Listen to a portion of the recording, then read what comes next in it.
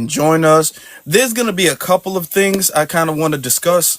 So I got two different prompts up, but I want to get this out the way first because I was about to go live before, but I have other things I had to do, so I wasn't able to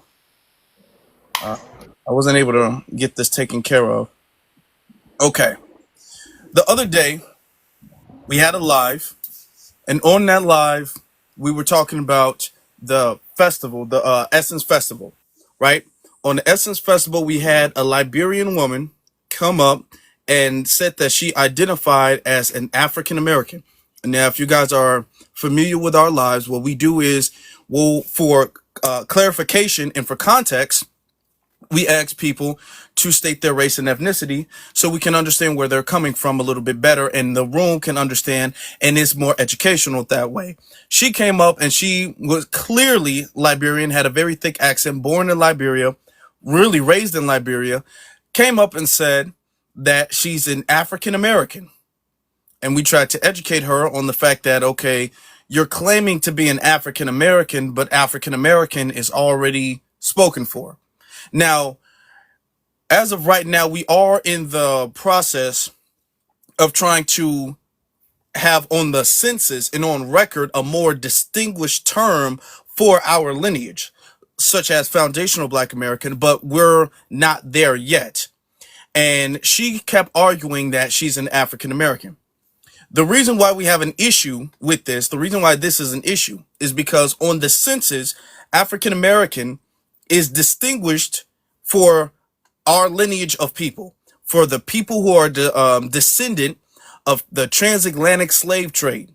These are the people that the government recognizes as quote unquote African American. Now, socially, other people have a loophole to also identify as African American, and this is the problem. The reason why this is a problem is because this allows people to what I say is double dip. So there are certain set asides, resources, and benefits off of being an immigrant in America. All right. And then there are things that are pertaining to us that are supposed to be for our lineage of people. All right. Such as maybe like a Dr. King scholarship or a Juneteenth award or a Juneteenth scholarship, so on and so forth. Okay. So when you say, well, I'm an African American, and you're not, it allows you to double dip into different identities. So you get to come to our table and you get to eat off our plate, and then you get to come to your table and eat off your plate. Now, the issue is that on record, as of right now, we can't identify with anything else. If you say we're an if I on the paperwork, on a job application, school application, business loan, whatever, I can't claim to be anything outside of being an African American. Okay, as of right now, which is why we're trying to make it more distinguished. All right. Now, what we have is even though technically, in a sense, they're not incorrect, but what we have is that we have a lot of people who are now trying to hide the fact that they're an immigrant. So when it's inconvenient for them to admit the fact that they're an immigrant, they'll say, well, I'm an African American because I was born in Africa, so I'm an African American, and that allows them to hide their immigrant background. Now, when their immigrant background benefits them, then they'll say, I'm a Liberian American. You know what I'm saying? So that's why we make this distinction. She made a space. This was the prompt in her space. Why do Black Americans I'm sure that means think that we are from Africa and not African American, but they are African American. Okay. The thing is that we are. I'm not upset about it. I wasn't upset. I went to her panel, tried to respectfully have a conversation. She dropped me immediately when she recognized who I was.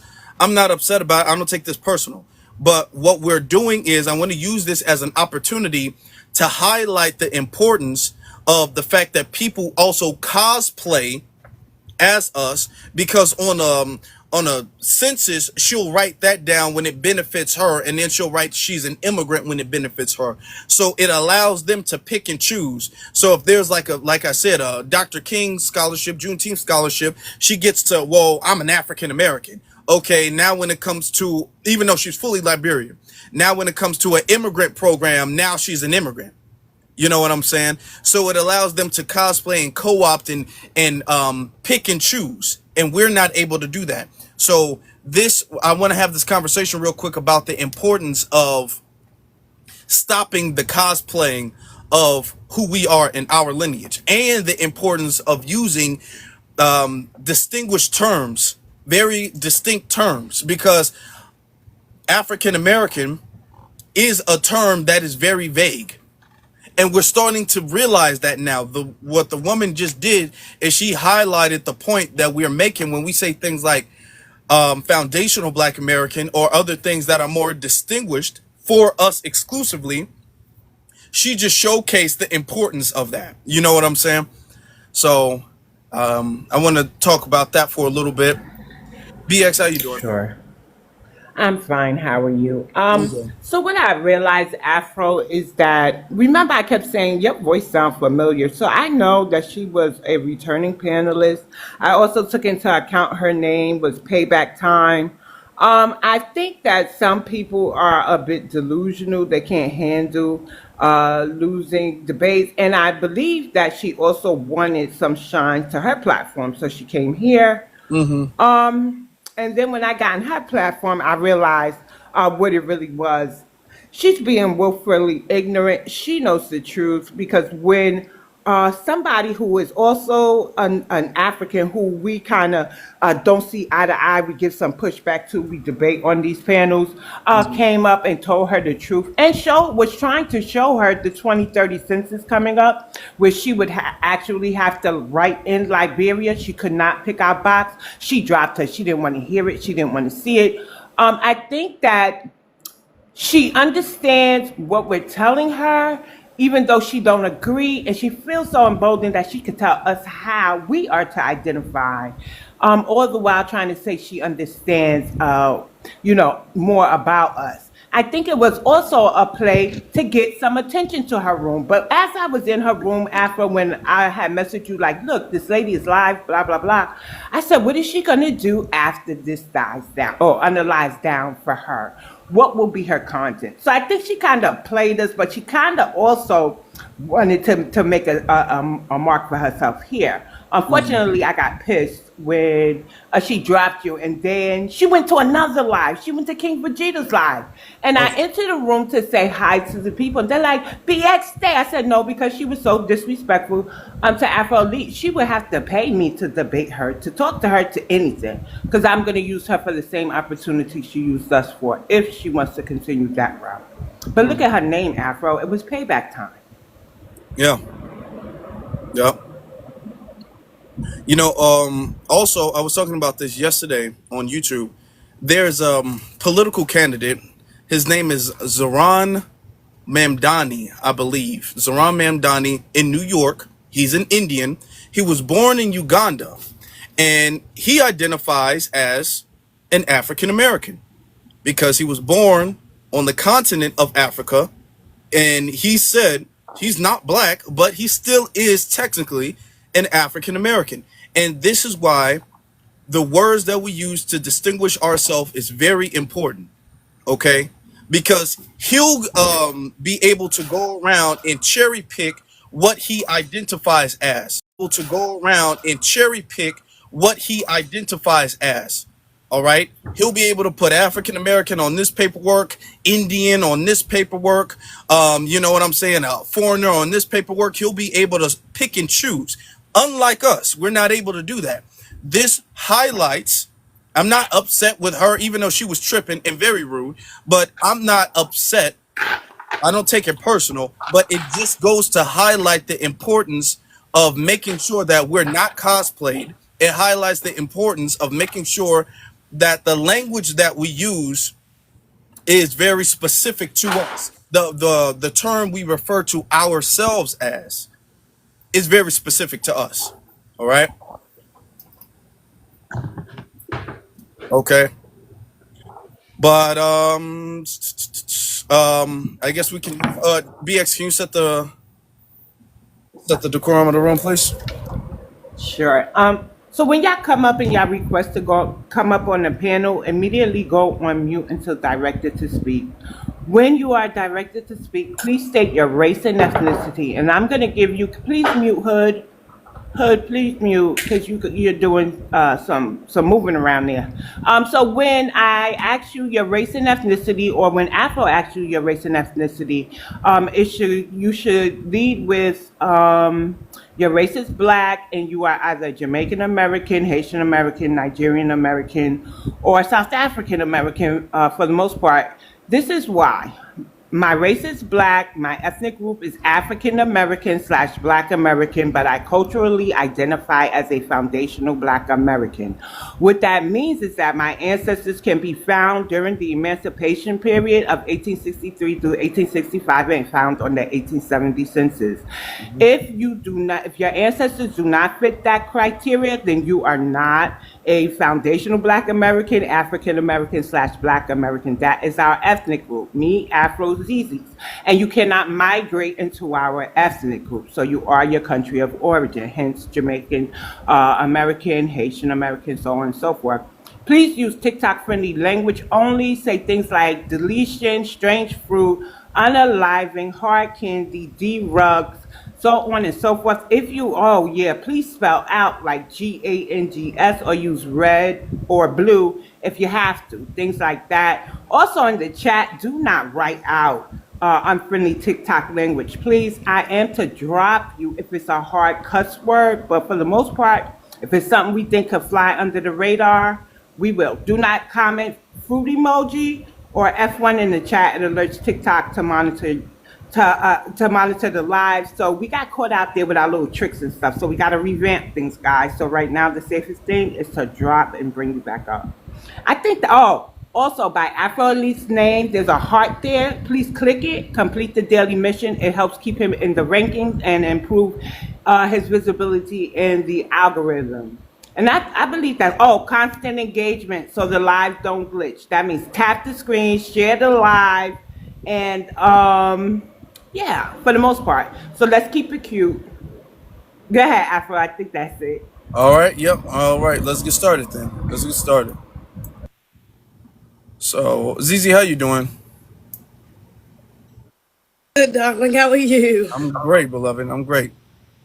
We're gonna get to you real quick, and then we'll get to Hood. Okay. I don't know if you saw or know about the situation. Um, just to be brief about it, there was a Liberian woman who came up and she was talking about how she's an African American because she was born in Africa. And we're starting to see this pattern now. We see her do this. I've seen Myron Gaines. I've seen a couple other people now are claiming to be first gen African American. So a lot of people are doing this, which is their way of hiding where they're really from. You know what I'm saying? Because what we've done is we've put our lineage as the authority, so it strips away their ability to really speak on our issues as representatives. So now people are trying to find little loopholes to hide exactly where they're from. Okay, and that's problematic for many reasons. Absolutely. No, it definitely is. But it's also another reason why we need to stop using that damn label. Okay. Because we are foundational Black Americans, and this is why it is important for us, even if you're not going to choose FBA, which I think we should all use FBA because it's all inclusive for foundational Black American. But even if you're going to use ADOS or Descendant of American Chattel Slavery, whatever, you know what I'm saying, whatever the case may be, it has to be specific to our lineage because it is an easy way for them to come in and do it. You know, sometimes that is absolutely egregious with all of the anti-Black vitriol and rhetoric he has spread throughout his commentary. That's kind of ironic that he would be somebody to say that. But again, it's for them to slyly, you know what I'm saying, get their way into our spaces and act like they have some sort of legitimacy because they are quote unquote just like us. So they're African Americans too, you know. But by technicality, they are. If you're from Africa, you come here and, you know, naturalized citizen, you are technicality, it's African American. You know, that's not who we are as a group. We are allegedly from the out of Africa theory. Everybody is African, okay, or has some African genealogy. But you don't hear Jamaicans calling themselves African Jamaicans or Haitians, African, etc., Puerto Ricans, whatever. You know what I'm saying? They might even say Afro, you know, Puerto Rican or Afro Latina, Afro, whatever the case may be. But it's never, nobody uses African outside of us. Even Africans, a lot of them so damn tribal, they don't even use African. They say, I'm Nigerian, I'm this, I'm that, I'm Ghanaian. All of that before they get to African, okay? So we're the only group that is put in this corner to try to identify as African, and we are so far from that group, you know, other than genetics. We are culturally American. Our lineage is American. So we have, you know, it makes the most sense for us to be identified as Black American. But yeah, that doesn't surprise me though, because yeah, like you said, we have been gatekeeping. We've been delineating instead of knowing FBA business. And a lot of these tethers are upset that they are getting blocked from our spaces because they're not one of us, and we can tell. So yeah. But no, that's egregious, outrageous, everything that's wrong. That's a slick way of talking to Jeff. I can't rock with that. Yeah, I gotta agree. I agree on everything. And the thing is that because we've like taken the authority out, because what they'll do is they'll go on like Candace Owens or whatever the case is. Myron, they'll have non-FBAs, tethers come up there on reparations panels and things like that. And they'll be all like, well, as an African American, or they used to say, well, as a Black person, I don't think we deserve reparations. My people were never slaves, or I was never born a slave, or whatever the case is. And what we've done is be all like, well, you don't have the authority to speak on behalf of us because you are not from our lineage. You are an immigrant or a descendant of immigrant. You are not foundational Black American. And because of that, their ability to really co-opt and then sabotage has been really ruined. Nobody, even Myron right now, nobody takes Myron serious, which is why he gets upset when people call him a tether, is because he's not able to use well, I'm Black and I say Black people are bad. He's not able to use that anymore because we've distinguished that, yeah, you're from Africa, you're from another continent, okay, another country. So you don't have the authority to speak on us, our culture, our people, our history, or anything. And that's what bothers them. So right now, it's a lot of them trying to hide the fact that they have an immigrant background. All right. So that gives them some legitimacy and authority to speak on behalf of people that they're not. Absolutely. And I'm glad you brought up even Black. I think we talked about that the last time I was up here. Yo, my G, I speak on whatever I want to speak on. I'm Puerto Rican and Black and American. Who gonna tell me that I can't stop speaking? I don't know why. What happened? I just let him up, and then he just started going off. I don't know what. I don't think Don't anybody even give him a said second. anything. Let's just keep moving. Don't even give him a second. But it Keep is going. what it is. If you wanted to get up here and say that, you have Puerto Rican. Well, how about you go mind your half FBA business, okay? Because although I'm not opposed to those who are half FBA speaking in our spaces, but be mindful, okay? And sit a couple rows towards the back because nigga, you only halfway up in here. We don't even know if your parent that is FBA is actually, are you an angry baby? Because you could have been raised with a bunch of Puerto Ricans and not even know nothing about our culture. All right, so please get the hell on with that. But anyways, like I was saying, a lot of these tethers do use Black as a misnomer, you know, to get into our spaces and act like they are one of us. And baby, we all Black, sure. We all African. You wanna put it like that.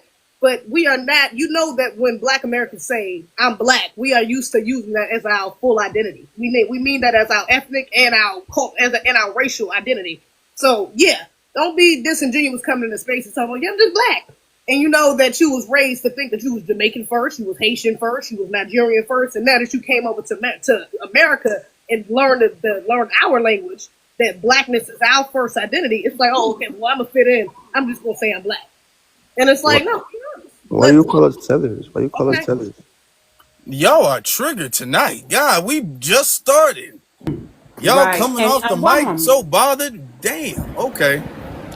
Yeah, so we're gonna need y'all to practice emotional intelligence when you come up. immediately go on mute. Zizi is speaking with the host. Zizi is the co-host for the time that she is here. I am the mod. And so I will drop y'all if y'all come up and do what those last two guys did. Show some decorum. We are all up here on mute, and we've been here longer than y'all just coming. This don't make no sense. I know y'all could do better. All right, go ahead, Al. Yeah, Go ahead, Zizi. yeah. Finish. Go ahead, Zizi. You got it. No, I was straight. That's all. I just wanted to get that off right quick. Okay. Yeah, so just get a couple seasons to the rap. Yeah, you know what I'm saying? And I think we might have to have another conversation just about people, just about like the half FBAs or whatever the case is. Because the thing is, here's the thing. You can't control who your parents are no more than I can control who my parents are. You can't control what country you were born in, just like I couldn't control that. All right. This is not personal. And I keep saying this because people feel like I got some axe to grind with. No, this is not personal. This is about handling business and getting progress made. All right. And there's an order in which we have to do that. All right. What I find is an issue is you have a lot of people who have two backgrounds, right? And it prevents them from fully advocating for foundational Black Americans without also trying to pull their other side in. So if their parent is like that, they will feel some type of way about deportation or ICE or immigration. That's really not conducive to the rest of the group. That's really not productive to the rest of the group. You know what I'm saying? So their allegiance, they might, not all, but sometimes there are dual allegiances with people. All right. So that's why we have to, I mean, you are FBA, but there is certain things that we have to look at and consider in order for us to keep the progress flowing. All right. If you're not, because we got some great revolutionaries that were half FBA. You know what I'm saying? So that's not to say that. That's why I'm okay with them being in our spaces because this is, still your space. But yeah, like you said, there has to be some awareness, and we do got to check on a couple things because some of y'all may still have some anti-Black, be attached to anti-Black cultures, and with that, you know what I'm saying? You may be desensitized to that. You may sympathize with that because that's your abuela, But hey, your abuela is racist as hell. So I mean, But some of them don't want to admit to that because their allegiances with that particular group, with their family members, and they sympathize with that. But yeah, babe, I mean, if you just be honest, okay, about what you. Thank you. I'm gonna say this, and I'm gonna move on to Hood. For what's that one? The mayor in Maryland, Moore something, right? Westmore. Westmore. They say Westmore is half FBA. His father is FBA. His mother is an immigrant. But he was raised by his mother. He was not raised by his father. He does not have his father's influence. Every single time he talks on a panel, interview, anything, he identifies as an immigrant. Okay. So so that's the thing. You got people who are biologically half FBA, you know what I'm saying? But they cling more towards their non-FBA side. And you can see in the policies and his agendas and his behaviors who he identifies with. So that's why we're saying, even when it comes to the half FBAs, your allegiance still has to be checked. First off, we got to check everybody's allegiance anyway, but yours got to be kind of double checked because it can be sneaky. All right. So it is what it is. I mean, we got to handle the business. It's not personal. All right. So, and thank you, Zizi. Appreciate you. Let's get to Hood. Hood, you got it. What's good? What's good? Hey man, loving the conversation, man. Love hearing y'all tag team back and forth. Y'all a good team. I see why y'all was moving like that. At first I didn't understand. I was like, man, you know what? Sometimes you just gotta watch and listen. And then I see why. Like that was pretty cool, man. That's real cool. I just wanted to say I like how y'all all a good team basically. I want to point that out. But me, I'm a sun man because I don't like the word black, so I like to call myself a sun man. I like to call us the sun people.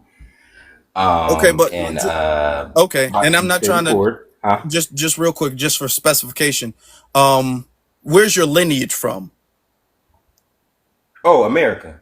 Okay, so you're a descendant of American chattel slavery, right? Yeah. Okay, all right. We just got to make sure we know who we're talking to, right? Okay, go. You got it. You Oh got it. yeah, yeah. Yeah, Y'all did say it. one My minute. fault. I'm sorry, Hood. He could go with that, but the next person, Afro, I think that it might be wise to use USA chattel slavery for the simple fact that the islands and some people from the United States feel that they should all be one. We Okay. call it the Pan American Indian Hmm. Yeah, that makes sense. theology, I Okay, I guess, got you. I got you. ideology. Yeah. Okay.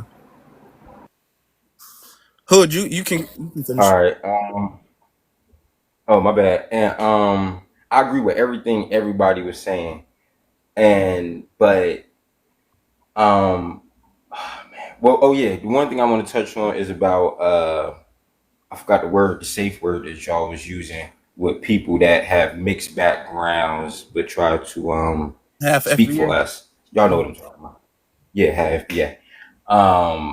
We just had a very, very famous one, Harrison. She's Indian, but she had every single, like, we seen that. That was the biggest cosplay ever, Kamala. right in front of our face. Harris. She's Indian. Cause you said Arison, so I'm thinking like, okay, I don't know. Oh, no, no, I said Harris. Okay, I thought you said Harrison. Yeah. Oh, no, no, Harris. Yeah, Okay. she's Indian. But let it tell in our community, she was a black woman. You know Okay. what I mean? But that's completely, like you said, cosplay. I love that word. That is a good word because that's just what you're doing, cosplaying. Because I'm a nerd too, so you know I'll be loving that stuff too. And then what I would like to say about them coming in our spaces, Mhm. one thing I would like to pick out is all black people, all USA Americans, you know, black people, we're all not the same, and all Indians aren't the same. Indians had a whole bunch of different tribes. And then within the Indians, you had the Somalians. And then the Somalians were directly connected to Africa, but the Indians didn't have anything to do with Africa at all.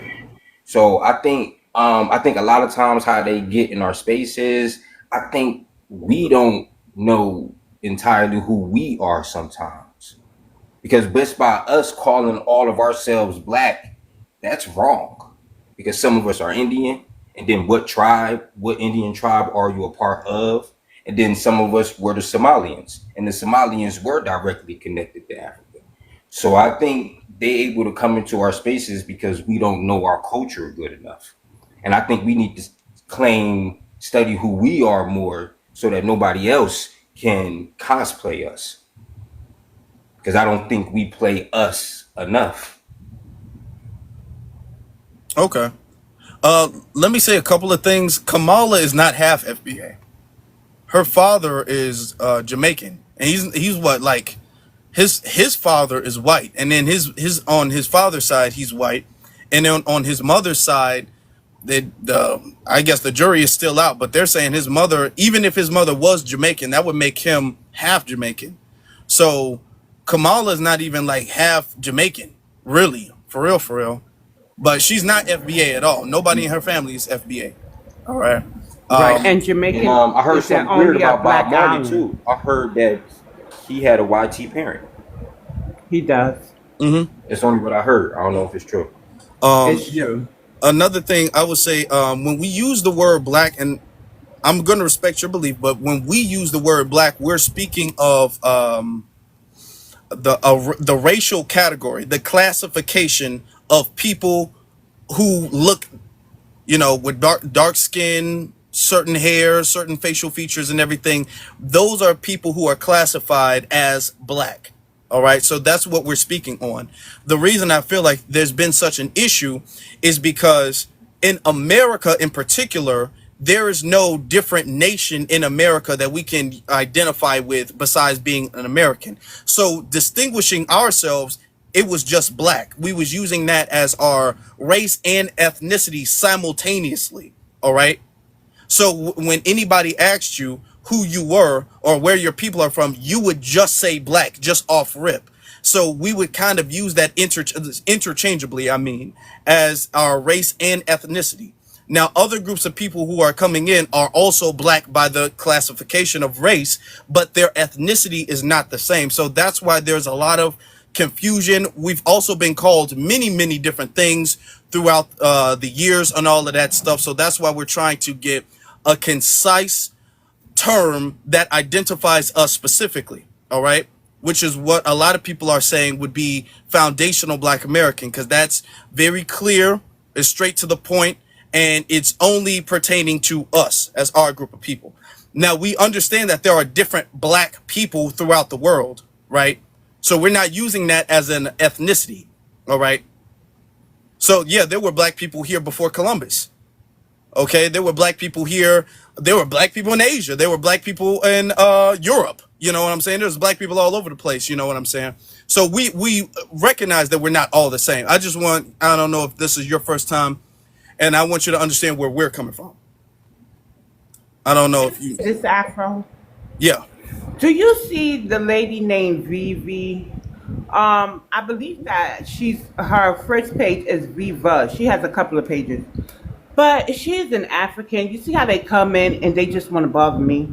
BX, you always on this app talking about Africans and Caribbeans. I am a mod. I'm mod for people who talk about issues that affect the foundational Black American community. And at this time, it is the Africans and Caribbeans. So I think she needs to bring her comprehension level up or stop adding me, or I can escort her to another live where she won't see BX. But these are the things that they do. They come here and they are agents, trolls, and provocateurs and stuff, right? Because had she some business about herself, she'd be in an African life showing the beauty of Africa and the importance of staying out of our politics and sabotaging our movements, our reparations hearings, and all these other things they're over here doing.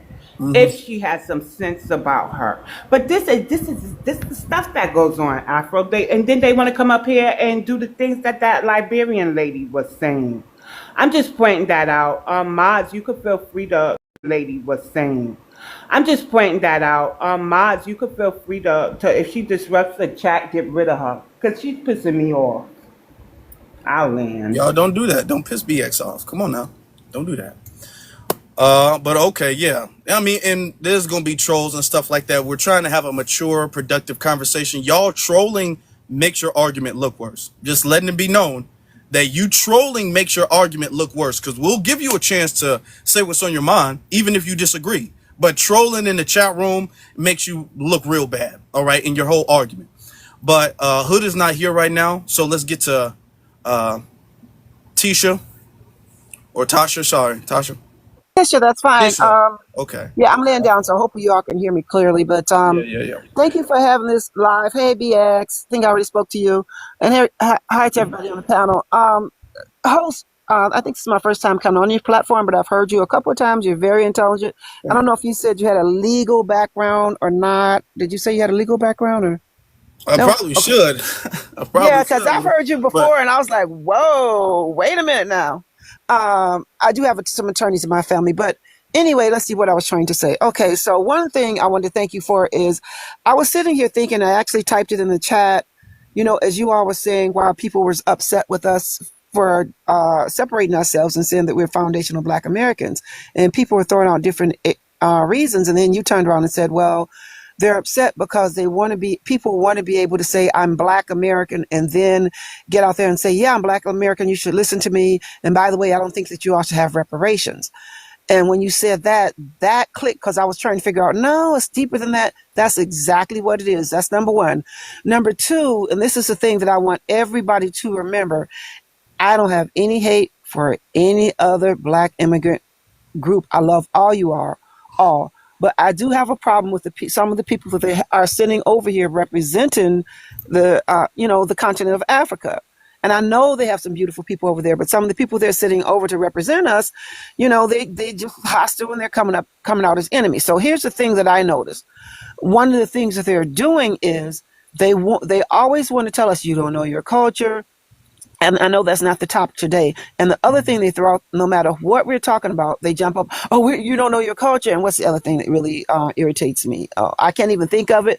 But what they're trying to do, oh, you don't know where you're from. What they're trying to do is they keep telling us, you're from Africa. Nobody has a problem saying that they're from Africa. Let me back up. Both of my parents on both sides, their parents, and what have you, go back to the 1800s. I don't know if we were enslaved or not. I know I do have Cherokee Indian in my family on my mother's side and some type of Indian on my dad's side. I've not done any type of genealogy yet, but I'm Black American, foundational Black American. Okay, so the main reason, besides what you said about reparations, which is extremely important, is that, and BX can correct me because she's the history buff. I just heard that I've been hearing all along we have 50,000 patterns that have touched the entire globe. Somebody just said it's 250,000. I'm sure she'll correct me if I'm wrong. The problem is that because we have such a deep, rich, golden history, our people have done so much. They've been such great warriors, their intellect, their science, the culture, everything else. How easy would it be for me to go over to somebody else's country, and if somebody else had done that, and just say, oh, I'm Caribbean, so and so and so. And now I can take credit and put myself right in the midst of everything and absolutely nothing to do with it. I personally absolutely had nothing to do with it, nor did my people. And that's what's going on. When people are able to claim that they're Black American and African American or whatever they come up with, they are basically watering down who we are, pretending they know our history and our background and our culture. And also they're going to get credit by saying African instead of Black American or foundational Black American, whoever we really are. When everybody else is able to use that term, it's like they're taking credit. Africa is taking credit for what we did. And technically it had nothing to do with Africa. And that's what I came up to say. I think it's an issue, and I think that everybody should pay attention to that. We have 55 patents that we know of, but if we look into history, and this is my theory, they created the patent office for a reason. Our ancestors weren't able to properly claim everything, and every day, especially every Black History Month, we're finding out something new that we actually created. And so sometimes the white tea people name is on there, but without our ancestors, it wouldn't have worked. Like the light bulb, the filament. We would not have a light bulb if it wasn't for Latimer. I believe that's his name. And the filament. So there was a lot of that and stuff going on too. But so far we're sticking with the 55,000, but I'm sure we'll find more. Buffalo wings, Yes. right? You know that buffalo wings, it was a Black man up in Buffalo who actually created it, but a white tea couple took the credit, and his family is now getting recognition. We got stuff like that happened too, Tisha. So we did a lot in this country. For that information, you can go ahead and drop me. I might fall asleep, but I am going to just keep it on this live regardless. And also today, BX, I was on some ratchet panel, and I was listening to somebody, and I made a joke because they were talking about somebody, people wearing 99-cent sandals, and they were just saying all kind of crazy stuff. And I said, wait a minute, what's wrong with wearing 99-cent sandals? And I made a joke, and this girl said, oh yeah, there goes Tisha, always cosplaying. One minute she's talking up for foundational Black people, and then the next thing you know, she's speaking up for Africans. Now, BX, when have you ever heard me do anything but speak up and have the back of FBA? That really irritated me, and they wouldn't let me on the platform, so I'm throwing it out here. You know, what'd you say? Well, we know you, I said I know how that is when they irritate you. Well, we know you, Tisha. Otherwise, I would have said Afro. I don't know about her. It go either or, right? Afro, girl. I do that. And I didn't do that with you. So we know who you are. We're not listening to that person. Okay, I love all you all. You can drop me, and I'll just be down here doing my thing. Okay.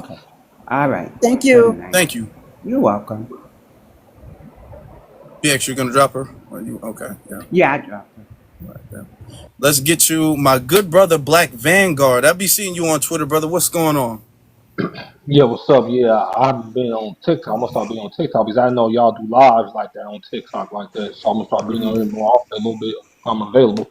So yeah, they be cosplaying the hell out of the Freedmen's Foundation Black Americans like crazy. Like they had a LA County Board of Supervisors meeting because they trying to have a study, and we don't need no study for reparations though. So what happened is that they started bringing black immigrants and LGBTQ and all that stuff. We said, no, no, we are Foundation Black Americans Freemen. We don't appreciate you bringing these other groups into our reparations claim and our issues.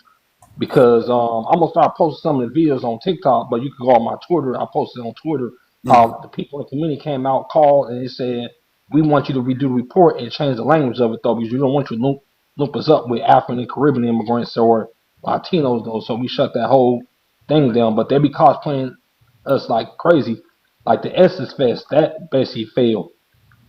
And also out here in Los Angeles though, we got the Taste of Soul event for y'all understand that. You have them tedders that's trying to cosplay the Taste of Soul event we have in our community every year around October in Los Angeles. So it's been traditionally going on for over 20 years. The Taste of Soul, which you got Black Americans all throughout the California state of California that go to that event, enjoy soul food, enjoy blues, hip hop, jazz. They trying to co-opt that event, and we have to shut that down. Just like you had them Latinos trying to cosplay and trying to shut the Juneteenth down, we ended up shutting that down. We ran them Latinos over trying to cosplay and trying to make their narrative known. And we said, no, this is supposed to celebrate Foundation Black American Freeman essence, though. This ain't your fight, though, so that's disrespectful, though. So, yeah, they totally disrespectful. I'm glad the family shutting that shit down because we should, oh, sorry to cuss, my bad. But, yeah, I'm glad the family shutting that down because we should have been delineating 10, 15, 20 years ago. But it's good we doing that right now because we got a lot done in the last 6 years since we've been delineating because we actually making power waves right now with the whole delineation movement. That's why the Tedders and these other groups they don't know what to do because we made Kamala Harris and the Democrats lost the whole entire election with the whole delineation movement. Like Kamala Harris, she's not a foundational Black American. She's My bad, Indian y'all. Jamaican. So yeah, she don't represent our culture though. And she came to an event out here in Los Angeles though. I was gonna confront Kamala Harris though with her and she hurried up and she got off stage though, but she remembered me though we the California legislative Black Caucus how they vote against reparations. Then the deportation is going real heavy out here in the Los Angeles County area. My bad because I'm kind of tired right now. I just came from a long meeting right now. Yeah, they just did a big ice raid in MacArthur Park yesterday though. So you had Karen Bass and all the LA County Board of Supervisors and the state government. They filed a lawsuit against the Trump administration trying to stop them ice raids though, but that's not going to slow that down. Also, is that these California Let's Stay Black Caucus members out here in California, they're trying to act like they pro-black because all them because they coming after them next. So we confronted them and told them is that don't be doing that pro-black performance stuff in our community because Trump is after y'all. Keep that same energy. Same thing I told Karen Bass, when she came to Juneteenth event out here in Los Angeles, which is one of the biggest Juneteenth events in California. She came out here trying to do that, saying we gonna talk about reparations, or you talk about this immigration, talking about Latinos and legal immigration, but we gonna start talking about issues regarding our community. She completely ignored me off though. I'm glad I got that on record though, because when Trump start going after like they're doing now, they'll ask the black community for help, just like y'all having a problem with Brandon Johnson out there in Chicago. He's trying to do that pro black performance stuff now, so we got him on the ropes now. That's all I got to say, Black Alpha. They for allowing me to speak. Thank you. Black Alpha? Did he say that? I think he Or I did. heard that wrong. He said Black Alpha. Did you? But anyway. Are you calling me I Black Alpha? said thank you for allowing me to speak. Right. Oh, I thought you said Black Alpha at the end. Okay. I see Black I heard Vanguard. that too. Okay. I You heard that it, too. right? You ain't Yeah. tripping, but Yeah. no, maybe Okay. I don't know. Maybe I just was going to give you your props. I want to give you your props anyway, Black Vanguard, because I heard everything you were saying and you spoke to Karen Bass. It's just that I see Black Alpha on my timeline and, he's really standing 10 toes down for the lineage. So I would have gave you his flowers, but I'm going to give you your own because you are doing lineage work too. So thank you for that. I appreciate you. Yes, I appreciate you too. All right. Let's keep it moving. And thank you for the work you do. You know what I'm saying? It's very important. We'll talk about that too. We need to talk about reparations coming up soon, but I don't want to divert the subject too much right now, so we'll let everybody get their chance to speak and we'll see where the conversation goes. Who is next, BX? Okay. I think we're gonna go over there to Lips and Froze. Then Doctor, but Education was there. Dr. Cookies. I gotta tell you, I really wasn't paying attention. I know. Okay, I know. Lips and Froze just got up here right after she was the She last did. person to come up here. Okay. So I think it's either between Dr. Cookies Dr. Cookies. or you just dropped. Okay. Education. Yeah. So Dr. Yeah. Cookies, you got it. I appreciate y'all. How y'all doing? The younger man already dropped, but I was gonna say, and everybody, the young lady that said she was going to bed, Tisha, they really are, they really were saying things that made sense, and I really understand it, just like the host is, and just a general consensus that there needs to be, not even needs to be, but there has to be more speaking up in this nature out in real world, situations, and not just on these platforms. I think that my point would be just to say that I'm glad that these platforms are actually being that someone, as few and far between that I scroll and find, that someone is speaking up about these things. I'm over 40 years old, and I know that as long as I've been in this country my entire life, I've always felt and known, and in finding out more about my people and my culture in this country, that I never subscribed to this, the fact that people would look at the American black man as negative in the country, but I would always see that the folks that are not that, but just have the features basically, or wearing the clothes, cosplaying, are benefiting from it, and my own country of folks not like that look at it as though, oh, you have it so bad, you have all the negatives, and I would kind of grin like, man, it's crazy how in my country it looks like all these negatives, but from a motherfucker from another whole across the seas, they want to come over here and take the negatives I got, like literally take them, literally take the benefits, literally take the money the government offers, literally give, get the subscriptions and the tuitions and the, and the things that are available for someone has a negative situation like me in this country, quote unquote, obviously. And yeah, it has to stop. And I've always been someone who not try, like everyone else here, not trying to say that somebody is, be negative against them, but it's always something that has to be said, because I've always seen that, and I think you all have experienced this. I've always seen where everyone wants to be black until it's time to be. Then all of a sudden it's, oh, but I'm from. And that's the thing that I literally call out anytime I see it, because I'm like, well, you're not black. And I know the young man up there was saying like, oh, we should, he was saying like some people now, but I was like, the reason I'm more of a no nonsense person. So I usually would just say I call bull on that, because I'm just like, it's funny how the people who are trying to cosplay want all this brotherhood until the brotherhood's called on. And then it's, oh, well, I mean, I'm from, and it's like, oh, wait, now you're from Puerto Rico. Now you're Haitian. Now you're DR, and it's because you now disagree with what black is.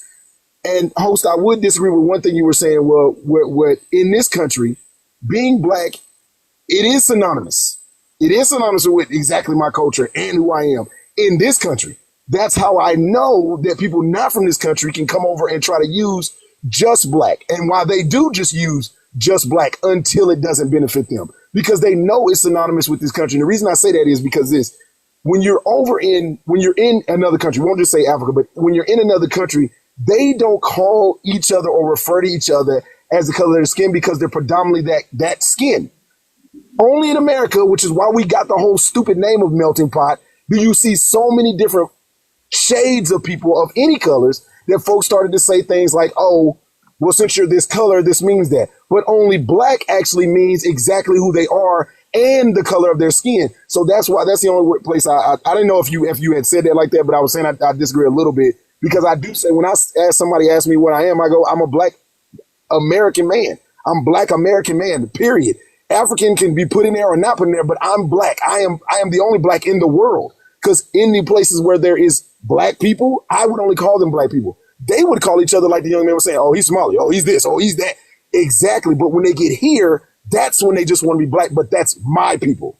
You all are my people. We are black because the only people that are black is us, period. So when people say that and they try to use it in the reverse way, I'm like, nah, I actually think about it in the opposite direction, that we are the only black people on this planet because that's who we are in this country, black people. Everywhere else, they can say things like I'm, well, whatever the fuck else they can say they are. But when they come here, it's just funny to me that it's like, oh, you have all this stand up and 10 toes down for what you're from until you're in my barbershop. Then we all black. And it's like, okay, until the conversation changes. It's like, well, oh, I didn't eat that because I'm Haitian. It's like, wait, brother, I thought you was, so now you're Haitian. Okay, got you. Oh, now you're Puerto Rican. Now you're Puerto Rican. So why don't you just claim that all the way? And that's where I agree with all of you, because I'm like, you're cosplaying, bro. Like I don't get to do that. I'm black all through and through. There is no secondary, third, tertiary. There's nothing. It's just black. There's no, oh yeah, I grew up with this kind and I knew this. No, this is me. There's like all the people, most of 90% people I grew up around, we all this. And I think in this country, it's so disheartening, because what's being convinced, and that's your topic also, is that it happens so often that even black people are I would say even disgracing themselves by trying to subscribe to this, like, oh, let me go investigate where my ancestors are from so I can start joining a cosplay of myself. Like, bitch, your ancestors are from right here. What are you talking about? You're black. Like, that's enough. You don't have to own up to everyone else's disgrace for their own background because they want to be you. You have enough. Like y'all were saying, we have inventors. You have enough right here from what you are from. So wear that on your chest. Okay. Yeah, appreciate that, brother. Appreciate that. Let me clarify something. When I say black, and it's a lot with that, but let me clarify as best as I can. All right. Most black people in America are foundational black American. Okay. And because of our history, we've not needed to specify when we say black, just like you, I do agree, synonymous with being black. Not just really in America, really almost the entire world is us. So there's no need for any further specification. So we have used that as almost our ethnicity. And when we say we're black, that is almost by default meaning, okay, you're a black American. But we also have to acknowledge, because this is the reality of the situation, we also have to acknowledge that black is also a racial category, the same way white is a racial category and Asian is a racial category. These are racial categories. All right. So that allows things to be a little bit confusing, because I can say I'm black and technically a Nigerian who is also a part of the same racial category can say that he is black too. So that's why, because we have a lot of them saying that we're all black, and that's creating a lot of confusion. Am I saying that there are people who would be distinguished as black all around the world, but their his ethnicity, people saying no, he is black. They are black. And see, the thing is that a part of the movement, we have to be what Dr. Neely Fuller taught us is you got to be simple and concise. You have to be simple and concise. If we start to move the goalpost of, okay, I'm black, black isn't a race when it comes to me, because I want to be the only people called black, but white is a race. White is a race, black is not a race. Asian is a race, black is not a race. You can't have it that way. It either has to be, okay, these are racial categories, or there are no racial categories. And if there are no racial categories, then they'll say, well, there's no racism. How is there racism if there's no race? There's no racial category. Then are we fighting white supremacy? What are we doing? See, we start, the slope gets very slippery when we get to moving the goalpost around. We have to keep things very simple in order for us to move forward, because then we're going to start losing people. We're going straight, then we're going in reverse, then we're turning left, then we're going right. And we're picking and choosing based off of what our tastes are. You know what I'm saying? So what I'm saying is that under the umbrella of the racial category of black, we are foundational black American. They are Nigerian, that's their nation. They are Haitian, that's their nation. They're Jamaican, that's their nation. And it's all under this umbrella. That's short, that's simple, and we can keep moving forward with that ideology. But if we try to redefine it and then try to gatekeep it and allow you to be in and then you not to be in and have some qualifications beyond that, it becomes very confusing and inconsistent. So that's why I'm saying that. Now, I don't know if you heard me say that, but I'm not saying that we are not using it. We are not synonymous with it, because we are the people. We are most of the black people here. Most black people here are foundational black American. All right. Now, because we've been most of the black people here for so long, we've always just used one thing to identify ourselves with. Now we have other groups of people who are also using this black identity. Okay. So now there needs to be further specification. You understand what I'm saying? So there's less confusion. Yeah, I get you wholeheartedly, but and just as playing the advocate here, I would just say, just tell them to stop saying they black. Just say We what they are. do, and then I Just that's say what mean, they another are. that's argument. that, and we can do that. But the thing is that it's more effective. And I know you're playing devil's Yeah, advocate, but I it's got just you. more effective not to say, okay, you're a Nigerian, and I'm a foundational Black American, and that's just we're just different people like that. Yep.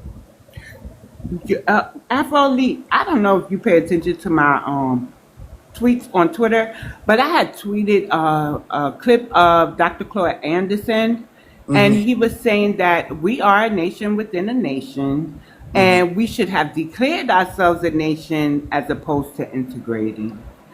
Something along those lines. And so this conversation, I just felt the need to say that, to remember that. So while I call Tariq like an advisor, right? Because they Hmm. want to say he's a leader. But we have to understand that we have to look at Dr. Claude Anderson too. And so that really stuck out to me. I just wanted to put that, the great elders' words out here on the platform. Because they always say that we can't get things like reparations because we don't have a nation. And I know that I always felt like we built a nation within a nation. And then when I'm arguing with the Africans or Caribbeans, I say, we built a nation within a nation, and you run to our nation's bosom, which is us, to kind of be your loudest advocates, but you've been undermining us all along. So maybe we could start thinking about that. But I think that reparations is possible for us because we are a nation within a nation. We just have to declare it. So we don't need Africa. We don't need the Caribbean, the Acadians, or the Canadians. But I'm a little lenient on the Canadians because we do know that some of us went in there and they don't bother us. The Nova Scotians, they don't bother us like these other folks. So yeah, Afro, I just wanted to put that out there. You got to remember Dr. Claude Anderson's words. We are a nation within a nation. Yep. Hmm. Hmm. Yes, indeed. Um, let's keep it flowing. Let's keep the panel flowing. Let's get to education. Okay. Um, you said I was next, so Hold on. can Let's. I? I think education was next, and then education. Are you there? Are you still here? She's not a person. All right, you I got it walked away then. from her She's not phone. here. Okay, first of all, peace to the host and the panel Thank and you. the mods in the chat. Thank you for having me again.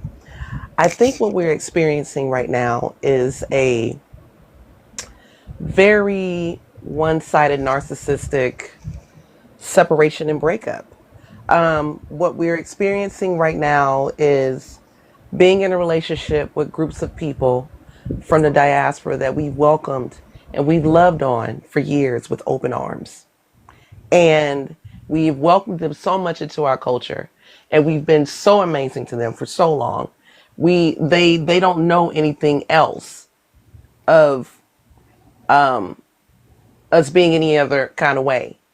And because we've seen the disrespect, we've seen the unfair treatment, we've seen the lack of reciprocity, we've seen the lack of true integration and assimilation and respect and reverence for our side of what's going on in embracing this relationship.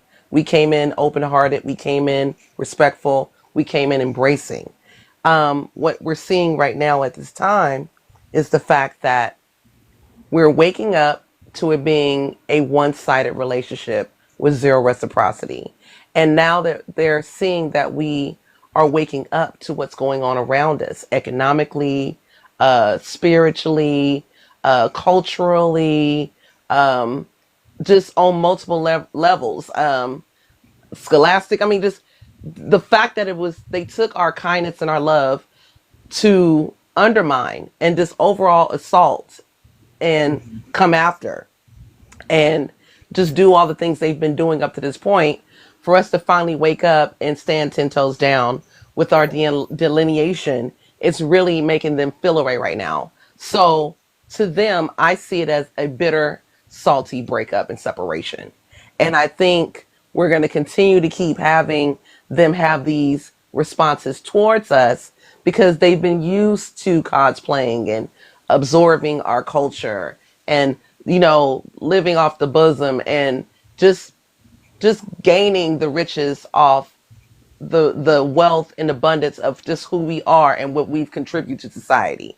We are foundational Black Americans, so much so every foundation that was worth anything that we've actually physically built with our blood, sweat, and tears is still standing today, which is even including that White House, the railroads, everything, everything that matters. We are so foundational to this country. Everything that matters is still standing right now to this day. And I think the fact that they can't say that they're a part of this or this is them too, or they can't Africanize us. And the fact that we have so many different types of people and mixtures as FBA. FBA is not just one type of group of people. There's mixtures that were made here on this soil before anybody else came. We were here to build America, but we were here before America was America. I think it is really ruffling their feathers. And the fact that we're standing 10 toes down and saying enough is enough, they're losing their shit. They don't know how to handle it. They're losing their shit. They don't know how to handle it. They just don't. But the thing is, I say, like my aunt say back in tough titty, get over it. Because when we were embracing you and we were loving on you and we were trying to build equity and community with you, you took that as an opportunity to backstab us and use your ways from your foreign land, which is tribal, separate, cutthroat from what I've seen. Because there is no way possible. If you weren't so cutthroat and so tribal, I don't see how these few groups of people from these foreign nations can come to your nation and overthrow it when you have all the minerals and all the resources. You should have been had Wakanda years and decades ago. But because there's lack so little unity and so much division where they are, they bring that over here to us and exercise it with us. And even though we are not exactly where we want to be as a nation within a nation, shout out to BX for that, we are still sticking together to get things done. And we're still fighting. We didn't run and we didn't flee, and we stand on business in this country against the people that have not been equitable to us in this country, and the foreigners that have not been equitable to us in this country. And we are still here. That's all I had to offer right now. All right. Thank you. Hey, I got to second that. Okay. Thank you. Thank you for that. We're exceptional people. We are exceptional people. Dr. Claude Anderson said that. And I'm going to start saying that. I'm going to keep saying that. We are exceptional people. Okay. But I definitely want to get to some other people because there's another thing I want to discuss as well too. Want to kind of change the room up a little bit shortly, but let me allow everybody on the panel to at least speak on this real quick. So let's get to GW. Can you guys hear me? Yeah. Yep. Okay. So I want to talk about what Lip said. Is it okay if I call you Lip? I mean, lips, Go just say, ahead. All right, put the yeah. S on, put the S on the end. Lips. Okay. What you said, you're talking about integration because I'm kind of confused. You're saying uh, people of African origin, Nigerians, Ghanaians, a lot of people from the diaspora, Caribbeans, Jamaicans, Trinidadians, Afro Dominicans, right? You said integrate. Are you talking about like the African American culture or the white American culture? Because that's the two. Because as a whole, you can kind of separate them, or you can kind of intertwine them. So, what do you mean by integrate or not assimilating? Because I'm kind of confused on that. Allow me to Yeah, because elaborate. it was kind of confusing. No, it's fine. Let me break this down for you so we can get back to it. What I'm saying is, out of all the people, like when it comes to all the other foreign classes, when it came to the people of the Black diaspora and they came to this country, we were always welcoming. It was our struggle through the civil rights that movement that allowed people from the diaspora that look similar to us, our foreign cousins, to even get here, to be here. It was a fight and a struggle that we put down that opened the doors for you guys like around the 1970s or somewhere in there. So what I'm saying is when we say not only the door was open for you, when you guys had a chance to finally come over and be here, and we stood toes down for the fight for your rights, even in your country, even though you may not be aware of it. But when you came here, we received you and you integrated and we opened our arms to you. We got a different result. There was no reciprocity there. You guys have been here for maybe more than 50 years roughly or whatever, and there's still no genuine reciprocity. It is only a spirit of taking over colonization and just turning what our culture is foundationally, instead of reverence and respect and mutual respect on all levels. You just come over, just take and disrespect the culture while cosplaying it at the same time, leaving all the negative connotations of what's going on in the culture, putting it on us. But then when you rise to the top and to the cream level, then you only want to claim your lineage, which is crazy to me because had you not has it not been for us, you wouldn't have those opportunities to get to those heights. So what I'm saying is we welcomed you in and we were not done and treated well once we allowed you in. So now don't be surprised when the delineation is going to be consistent and it's not stopping. And that's the reason why I say it's a salty breakup. You guys are not used to us standing 10 toes down and calling a spade, and people are acting weird. Okay. You said that you guys opened the doors for them. Your grandparents opened the door for them, so they don't really owe you too much. They respect, yeah. You said reciprocate. What are you looking for to No, no, be no, Hold no, on, no, now no, reciprocated? no. talk to me. Okay, you said What's that they happening? don't owe. Who doesn't know what? I And he said my said, grandparents. look, I've still opened doors Oh, oh, for people of the diaspora. So no, don't exclude me out of it. okay. And just that statement alone is disrespectful. Yeah. So Now, I'm not having that. GW, speak to me. I'm the host. Speak to me. So, what are you saying exactly? Who y'all don't owe respect? Is what you're saying? well, first of all, I never said Okay, y'all. I I'm said, asking. What are you saying? well, this is what I'm saying. I'm saying that black people from the diaspora come here, get opportunities, right? Escape from poverty, all this stuff, right? And one day enter America and they have more economic freedoms, they, especially Nigerians, let's say, for example, Nigerians, they're one of the top ethnicities that earn the most in America. And I don't understand when you say we open the doors or you guys are the reasons why all this is happening. Sure, the civil rights movement, all this stuff, but at the end of the day, why do those people from the diaspora owe every like you keep saying uh, how do I say this? You want something Reciprocity. in return. Yeah, no, it wasn't that. It was something else. But you want something in return, That's or reciprocity. Yeah, that is there. there's another word that is not that. Okay. Well, There's another for word, right but now, we'll use reciprocity. sure. Okay, Okay. and yeah, Hmm. you keep saying all this stuff. Uh, So, where are your people there. from? Where are your people from? We didn't ask that. Well, I'm Nigerian. Ah, Okay. of course, of course. Can I cook Of him when you course, get of done? course. Am I allowed to Okay, cook you Okay. my? All right. of course. No, you take your turn. So you're Cook Will Nigerian. I Are me. be you allowed to first cook you my? generation? Are you first Cook me. generation Nigerian? Or you when did you get here? No, I was born in Canada. Maryland. You're in Maryland. Okay. Yeah. So okay, how long you been in Maryland? Not. I've been here for 6 years. All right, all right. Yeah. So you're in Maryland, from Canada. You were born in Canada as a Nigerian. Okay Hmm. then. And you feel as if reciprocity, you Nigerians don't owe any reciprocity, any gratitude at all. Like for what though? For what certain like issue or like not really? I don't really see what we owe. Okay. Nothing. You don't see Yeah, what you owe. I Let don't me really. let me let me express this. Let Okay. me express this.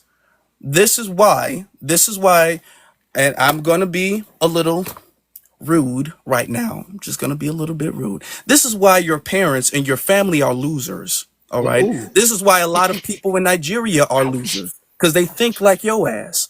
Talk Hmm. about you don't feel Interesting. like and you don't shut up. No, no, because you don't understand why you need to show some respect. This whole entitlement and y'all feeling like you don't feel like you owe anything and you don't need to pay back anything. All of this ungrateful, childish, spoiled ass, lazy ass, pathetic ass mentality is the weakness that is purging Nigeria from what could be its richness. Nigeria and the whole continent of Africa should be flowing with riches like it's Wakanda right now. And yet you and pathetic ass, weak beta male, ungrateful, spoiled ass tethers like yourself are the reason people want to leave. Nobody wants to go there. That's why you're in fucking Maryland. That's why you're not in Nigeria talking about, I don't understand why I need to be grateful. You wouldn't have even been in Canada had it been for your parents. Your parents didn't do jack shit but leave.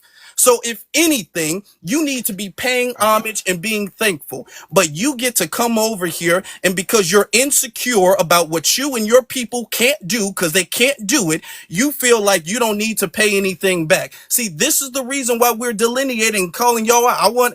And I let him speak. He feels like, what do I owe? You owe us everything. You wouldn't have shit. You wouldn't have anything. Okay, because your parents wouldn't have had nothing because they couldn't have anything. If they could have something, they'd be in Nigeria. So they can't have anything. They said, Nigeria is shit. Let's leave. And they left and now they gave birth to you. All right. And this is the reason for everybody. This is the reason why we have to delineate. Talking about, well, what do we owe? Your grandparents. What the fuck your grandparents did but leave?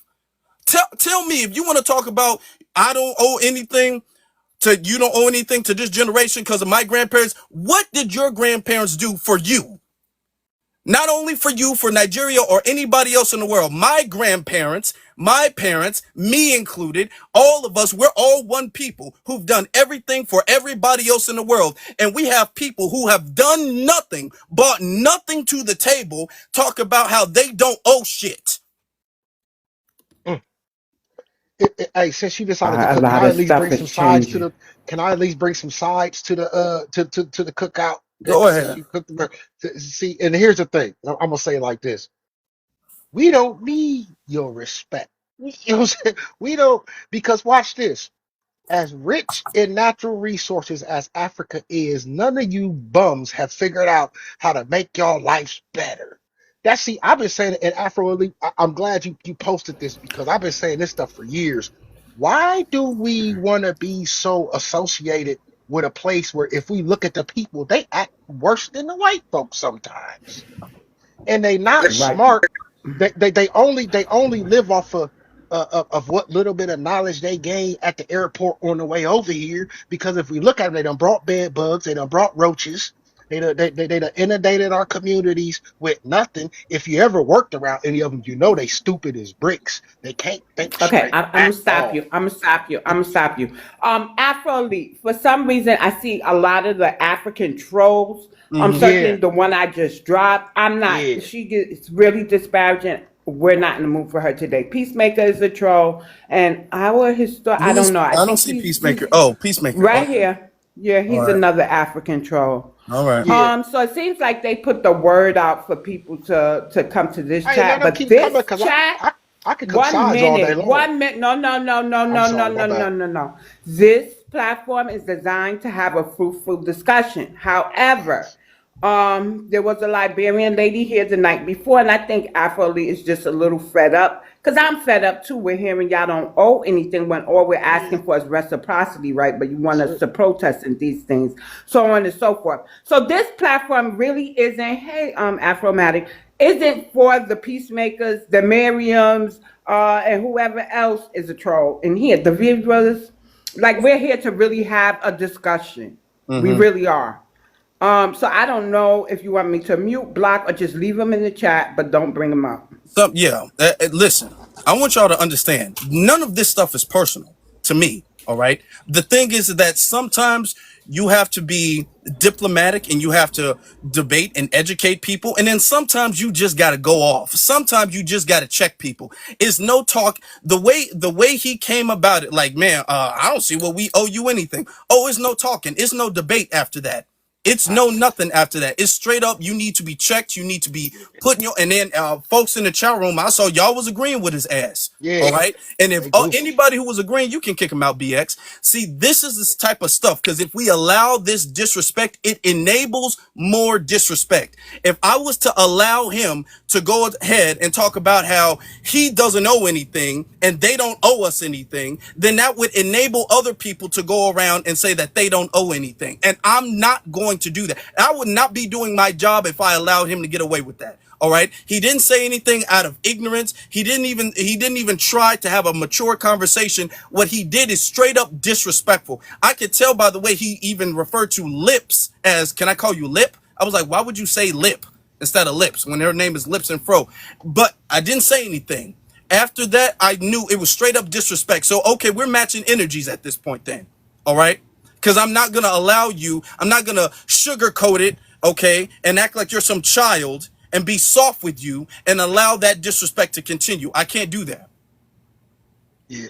And did we because you brought up the cosplay on the thing, and man, I been looking at this Essence Festival thing, and this is how disrespectful they are.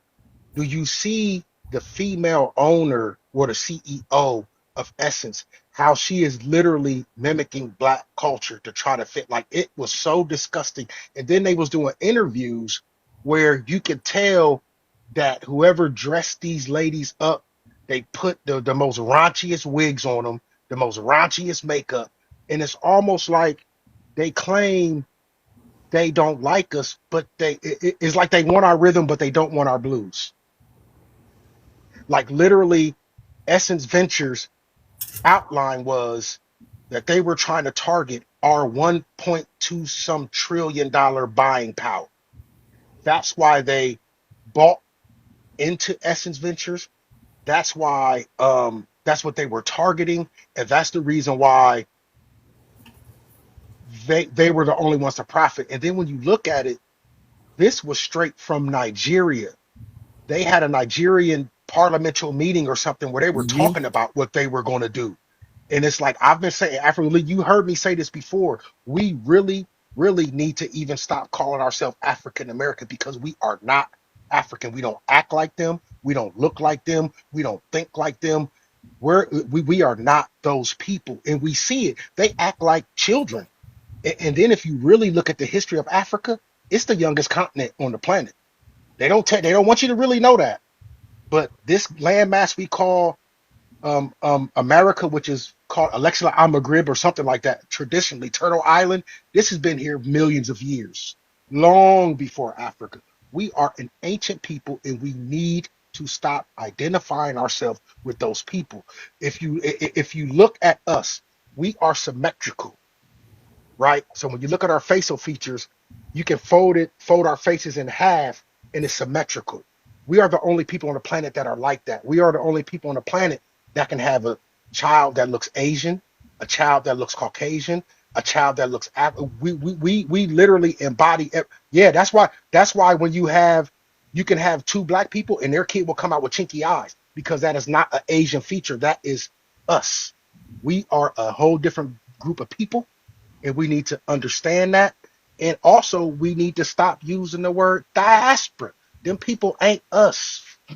Leave them people alone, and we need to focus on what we got going on here. because it's high time that we stop giving away our rhythm, and they don't want to take our blues. And that's I'm gonna land it right then and there. Okay, thank you. Say something Let's really move quick. on. Let's move on because there has been people who haven't spoken yet, so I definitely want to move on. Let's move. Candy, Afro, how are you? I'm good. How you doing? I'm doing good. Hey, so listen, I wanted to talk about something. This is very specific to what Dr. Claude Anderson said in Powernomics. He talked about cosplaying. What they want to do is they want to group us into one big N-word, but we cannot allow them to do that because we have a specific lineage. There is a debt owed to FBAs exclusively, specifically. We need specific bills. Like, I've come to a point now where I think we need a FBA hate crime bill, excuse me. And I feel like the anti-FBA hate crime bill, because I'm starting to see it's becoming too much where we're getting a lot of that nastiness from other groups. And I'm looking at what Dr. Claude Anderson said. He's like, you know, we have a specific debt that's owed to us. And if we allow everybody to group themselves in, then that could say, okay, well, we don't have to do anything. Everyone was created equally and treated equally when that couldn't be further from the truth. You know what I mean? Like what we have going on as FBA is completely different than someone who immigrated to this country. They made a choice to be here. You know, as FBA, this is our country and we deserve our reparations for what our ancestors went through on this land. And I believe we were here first. We were here before Columbus. And I believe that it's time to right the wrongs. And these people are playing in our face now. We are not here for that. We need reciprocity. We want respect. And in fact, we're done. The delineation had to happen. And if they want to be mad at someone, be mad at yourself. You brought that tribal behavior over here that you had in your homeland that caused the problems that made you flee in the first place. We're not playing your game. We're FBA. We are owed a specific, you know, reparations, and we deserve to be acknowledged. And I'm with BX when she said, maybe we need to be a nation because we deserve something special for all the crap that we've been through.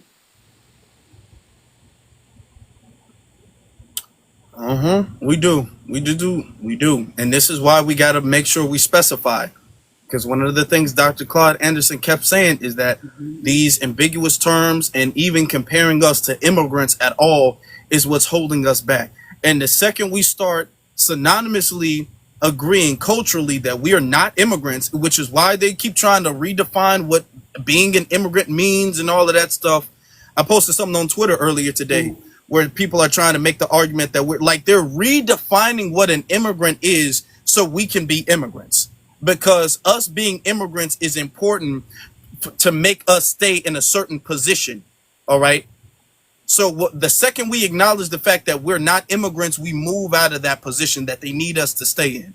So, yeah, we got to keep saying that. We got to keep educating people about that. Yeah, the nation is indebted to blacks, and equating them with fabricated classes adds insult to injury. You know, I really take offense to Jesse Jackson othering us with that African American term. You know, before they changed us to Negro, like before it was Indians, Moors, it was they, you know, no disrespect. I understand it's Native American now, but back in the day, those were the terms, you know what I mean? And then they changed it to just Negro, and then they changed it again. And I feel like that was offensive. And I feel like they were trying to other us, and it was like more the trick bag language, like they're always trying to play this game with us. You know, and I'm starting to get more into some of this literature, like Chase McGee and Leo Weiner, about how we were already here. And it's in a lot of literature, like there's a lot of books on this stuff. Even if you look at, you know, historical documents like court records and historical newspapers when slaves were lynched, excuse me, you know, unalived, for, you know, unaliving a master for something, they mentioned in those articles that slave women were married to Native American men. So this stuff is not new. It's in the documents. It's like you got to put together a puzzle. So I think they just playing in our face at this point, and I want my reparations. And I'm kind of on this kind of page right now. F you, pay me. Yo, immigration. Oh, what are they doing? Man, pay us. We want our check. Man. Hold your own. You know what I'm saying? Hold your own. It's time for the check. I land my plane. Thank you, thank you. Our history. What do you keep showing? And I plug my page. You mind? And hold What? on. No. What is that? We can't just have Wait, anybody. hold on. Yeah, I thought I cut it off, but I got Yeah, he started. keeps Yeah. cutting it back So off. nobody. Yeah, nobody. He's another mod. He said to turn off our history's camera, so that's why I cut it off. It was a judgment call, and in case you're wondering why there's a panelist with her camera on, it's because she is actually a co-host when she's on the stage. So it's safe for her to have it on. But sir, we're not really familiar with you, and somebody who maybe has asked us to turn off your camera. And I don't think I you're was going to just be able to plug your page right now. What is Explain on your it to Afro page? first. What is on your page? What are you trying to show us? so. Yeah, I was asking. You mind if I put it on so I can show you? I need to Yeah, know what it is. it's a reparatory justice page for African descendants, right? That discusses our history African. at length. Are you It's Pan African our history? I'm a lot of things, yeah. I'm an African descendant. I'm a person who has history in this country. My ancestors built this country, most prized labor force on the planet. My ancestors were abolitionists. My ancestors were reverends. My ancestors were business owners, right? My ancestors were in the okay. newspapers. My Thank you. ancestors wrote for the But newspapers. So so all those going things. on So to yeah, I'm a lot thank of you, thank things. you. But going on to the page though, Yeah. what is it about the page that you're trying to show us? I was just showing. It was kind of in line with the discussion you were talking about reparatory justice. Uh, I'm not really active on it because it was getting a lot. It was getting a lot of backlash. People were trying to like suppress the page a little bit, but it actually got a lot of followers. About 3.4 followers, and what it's focused on is that our case for reparatory justice as African descendants. All Okay. right. Well, So I was actually kind of agreeing on a lot of what you said in the beginning. Last guy came, he kind of lost me, but I've never come onto a FBA page where I actually agreed with some of the points that you were making, right? Because okay. you were seeing some things that I personally do agree with. I've Okay. never seen that before, so that's a compliment to you because most of the pages I see, they're not really focused on information, right? But this is something that's very dear to me. That's why I wanted to show you. But if you're disinterested, it's Well, fine. but the thing is that we only allow people that we are very familiar with, you know. So, because if you It's do it, cool. I've you'll never have to seen you let before, everybody do it. So so it's a thing. Maybe all right, all another right, time. all right. That's perfect, man. I'm gonna drop watch from the chat. But Hold yeah, on, you don't have anything else you wanted to add? You just wanted to show the page. um, I mean, did you? How did you want to? Like, I'm not sure. Do you want me to address the prompt? I didn't understand the prompt from when I first joined either. So I mean, you can give me some clarity on the prompt. Maybe I can reply and we can have a discourse. Well, the prompt is about the fact that delineation is necessary and specifying who we are is necessary because you have other people who will claim to be an identity that they're not. You will have people who are claiming to be an African American and they're from Liberia, and that confuses things. So we need to stop the confusion. That's what this is about. Okay, I guess my position on that is the only really reason I can see us having a specific discussion, an exclusive discussion, is when in terms of reparatory justice, right? If we're discussing specific things that happen to us specifically, like Jamaicans have specific reparatory fight, African Americans have a specific reparatory fight exclusive to us. I can understand that discussion. Like I said, there's certain things that you said I agree with. It's a lot of things that you said I don't agree with. What do I you disagree personally, with? Personally? huh? What do you disagree with? Well, I choose to recognize my amalgamate ancestry. I'm an amalgamate of different African tribes, different African people, other things that happened to my ancestors when they came to the States. I'm all of those things, and I choose to celebrate those things. And I choose to celebrate and use the word diaspora. The guy pushed back against the word diaspora. I love that word, right? I love the fact that my ancestors are part of this unique journey that makes me me, right? So for me, I'm very proud of my history and heritage. I like that uniqueness that I possess, right? So I know that probably distant from most of the panel, but I'm somebody who chooses to celebrate all of it, right? So And I choose to celebrate my ancestor journey because I know what they did. let me just And I know they ask were you the most valued labor force on the planet. Okay, but let me ask you, your parents, your mother and father, are both foundational Black American, or are they I from don't Africa? I don't use that word, but my maternal ancestry is from Virginia, Maryland, and Western South Carolina. My paternal ancestry is exclusively from Detroit, like the coastal regions of South Carolina. Okay, and your father's from where? My paternal, that's my father. Oh It's yeah, I mean your yeah, maternal. Yeah, it's where's your mother Gullah from? Geechee.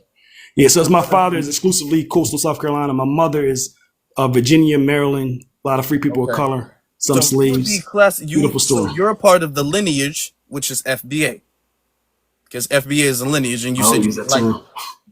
You don't use Yeah, I don't that use that term. term. Why I not? know what you're saying. I don't use that term though. Why not? Just not a term. I watching a lot of these lives. It left a bad taste when they first started. People sounded different. I used to follow Yvette Carnell years ago before I felt like a lot of this stuff went left.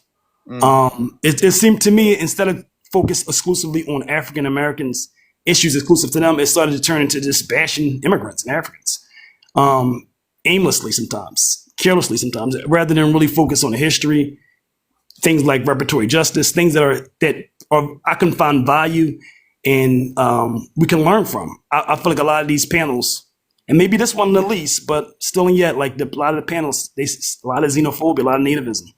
Okay. I'm not for that. You know what I mean? So while I celebrate my roots, I'm not mad at other people and their specific journey either. I just know my ancestral journey is unique to me. Now let me ask you a Um, question though. If a panel was hosted by a Nigerian mhm. and they were being disrespectful to foundational Black Americans, should Nigerians not identify as Nigerians? Okay, let me give you a point where we agree.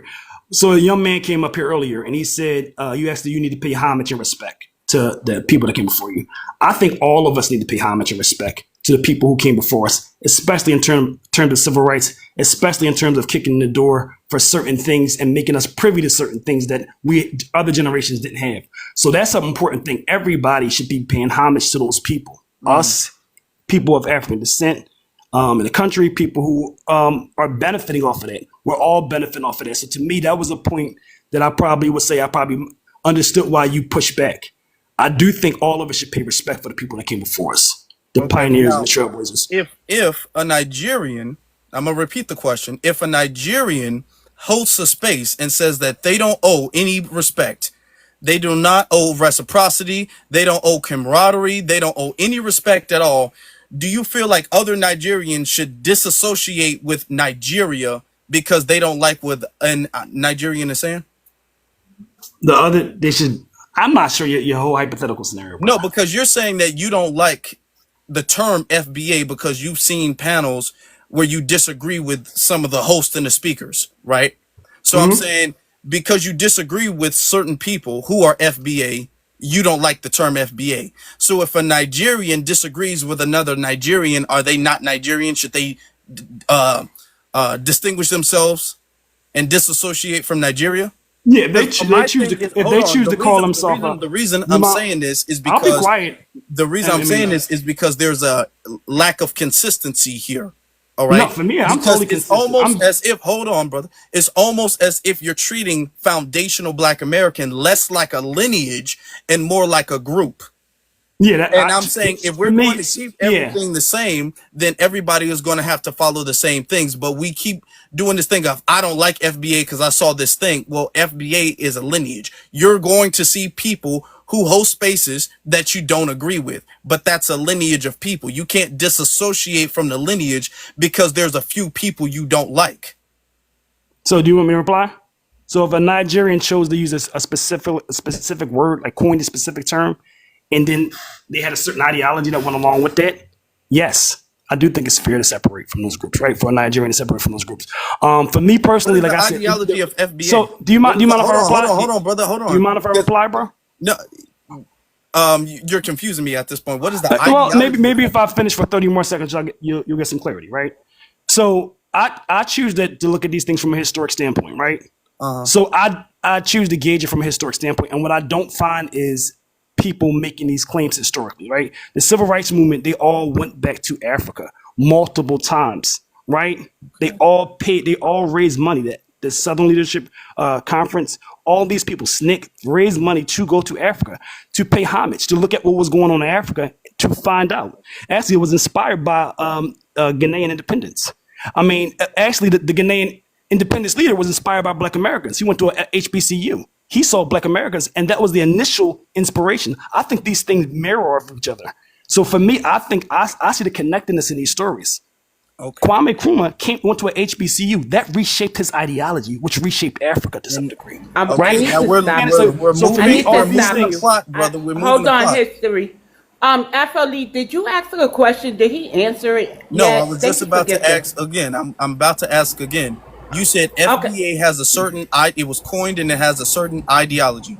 And before you go ahead, I want you to understand every single word that you're speaking, because you're speaking English, was created at some point in time. Every word, every term, every name, Like every language, bro. African American was coined at one point in one time. Negro, black, colored, people of color. All of these things started at certain point in time. That's how language works.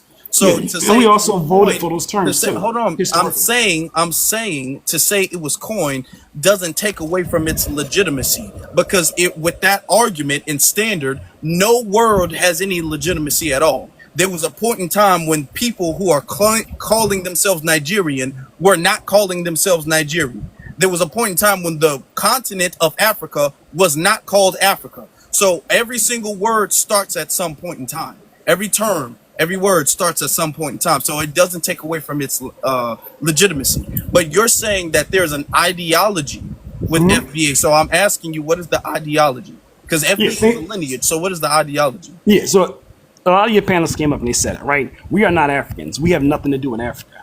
We don't think like Africans. They are these other people, these other creatures, right? They're these separate groups of people, Nobody right? said they're other And creatures, but okay. well, in so many words, right? They're these others, right? And for me, I guess the total separation is I am an amalgam. I am a proud descendant of these people. And the people that I celebrate were also proud descendants of these people. The Harlem Renaissance, they were proud descendants of those people. It's in their speeches, it's in their newspapers. I love this because I love our history. And our history is literally saying what I'm saying. So if FBA was saying what they were saying, I would honor it. But it's a venture away. It's so many people who venture away. Now, I'll give you this, bro. You actually said things that are in common with the history. But a lot of these people I'm saying venture so far from the facts that I can't honor it. I'm not going to sacrifice integrity and what my ancestors said for some, to get along, right? The facts are what they are. Our ancestors never said a lot of this stuff. This stuff is not fundamentally true. There are things, I think that there are things that we should do to pay homage to our ancestors, but I also think that when it comes to like worshiping everything our ancestors did, I don't think that that's the way forward either. Yeah, There are I things do. that our ancestors thought, and there are I do. things that our ancestors might have done and believed that they've grown past. Okay, we've Yeah. seen Dr. King. Dr. King thought one way at one point, and then a couple years later, he thought another way at another point. So there are things where I love Fred Hampton. There are things Fred Hampton has said and done that I don't necessarily agree with. That I think that he was a little undereducated on. All right. Now, as far as us all being African or African descendant or whatever, we have been removed from Africa for over half a millennia. Okay. And there were people here, black people here prior to Columbus. All right. This is a scientific fact. Nobody else in the world is told you have to go back over 500 years back before you were on this continent all the way to another continent and identify with where your people were from 500 years ago. Nobody else gets told that.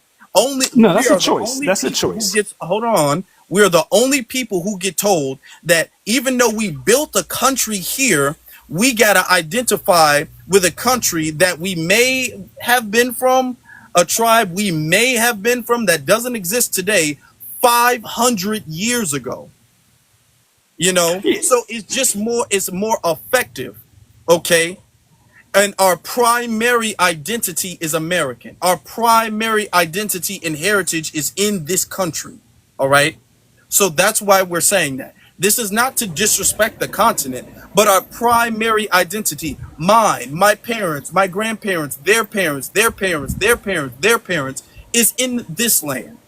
So we don't need to go back and skip just, and you're deliberately doing that so you can go to another continent, and that's not right.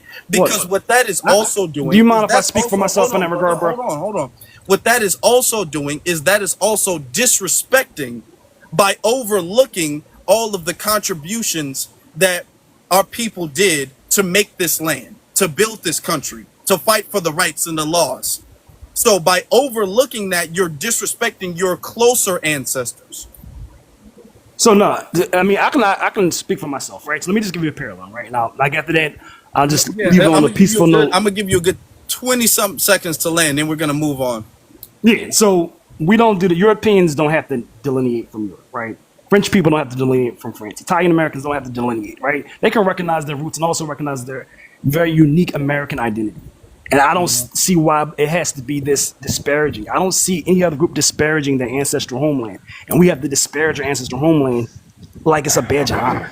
I Well, don't here's the see it, and thing. I'll never concede to that. But Okay, well, you made some good points, as we're bro. moving on, as we're Yeah, thank you, yeah. I'm as we're gonna move on. I'm moving dropping. on, as brother, stop, I'm stop, dropping, stop, bro. stop. As we're everybody can't speak at the same time. As we're moving on, I'm gonna just say this BX real quick. As we're moving on, we're not disparaging anybody by just recognizing that we're not them.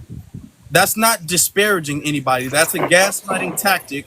When we say we're American and we're not African, if we're African, everybody in the world is African, and if everybody in the world is African, then nobody is African.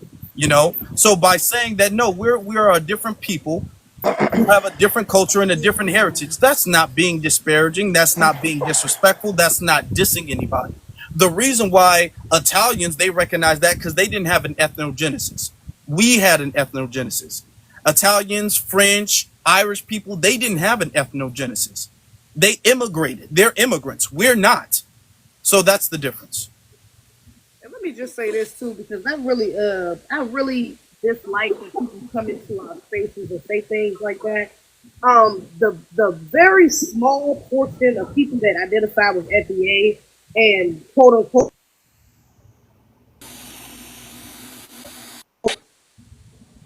other other people in the diaspora does not represent the majority of does not represent the majority of foundation of Black Americans. I don't know who you following, what spaces you're going into, but the majority of ones that I go into, the people that I follow, they are not out here just talking down on Africans or other people in the other Black people around the world. Period.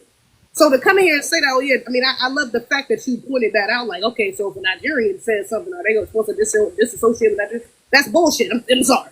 That's just really what it is. And it's honestly spreading the same divisiveness that they want to put on FBAs. You're spreading that within Black Americans because now you're saying, oh no, we don't need to be that because them niggas just did it.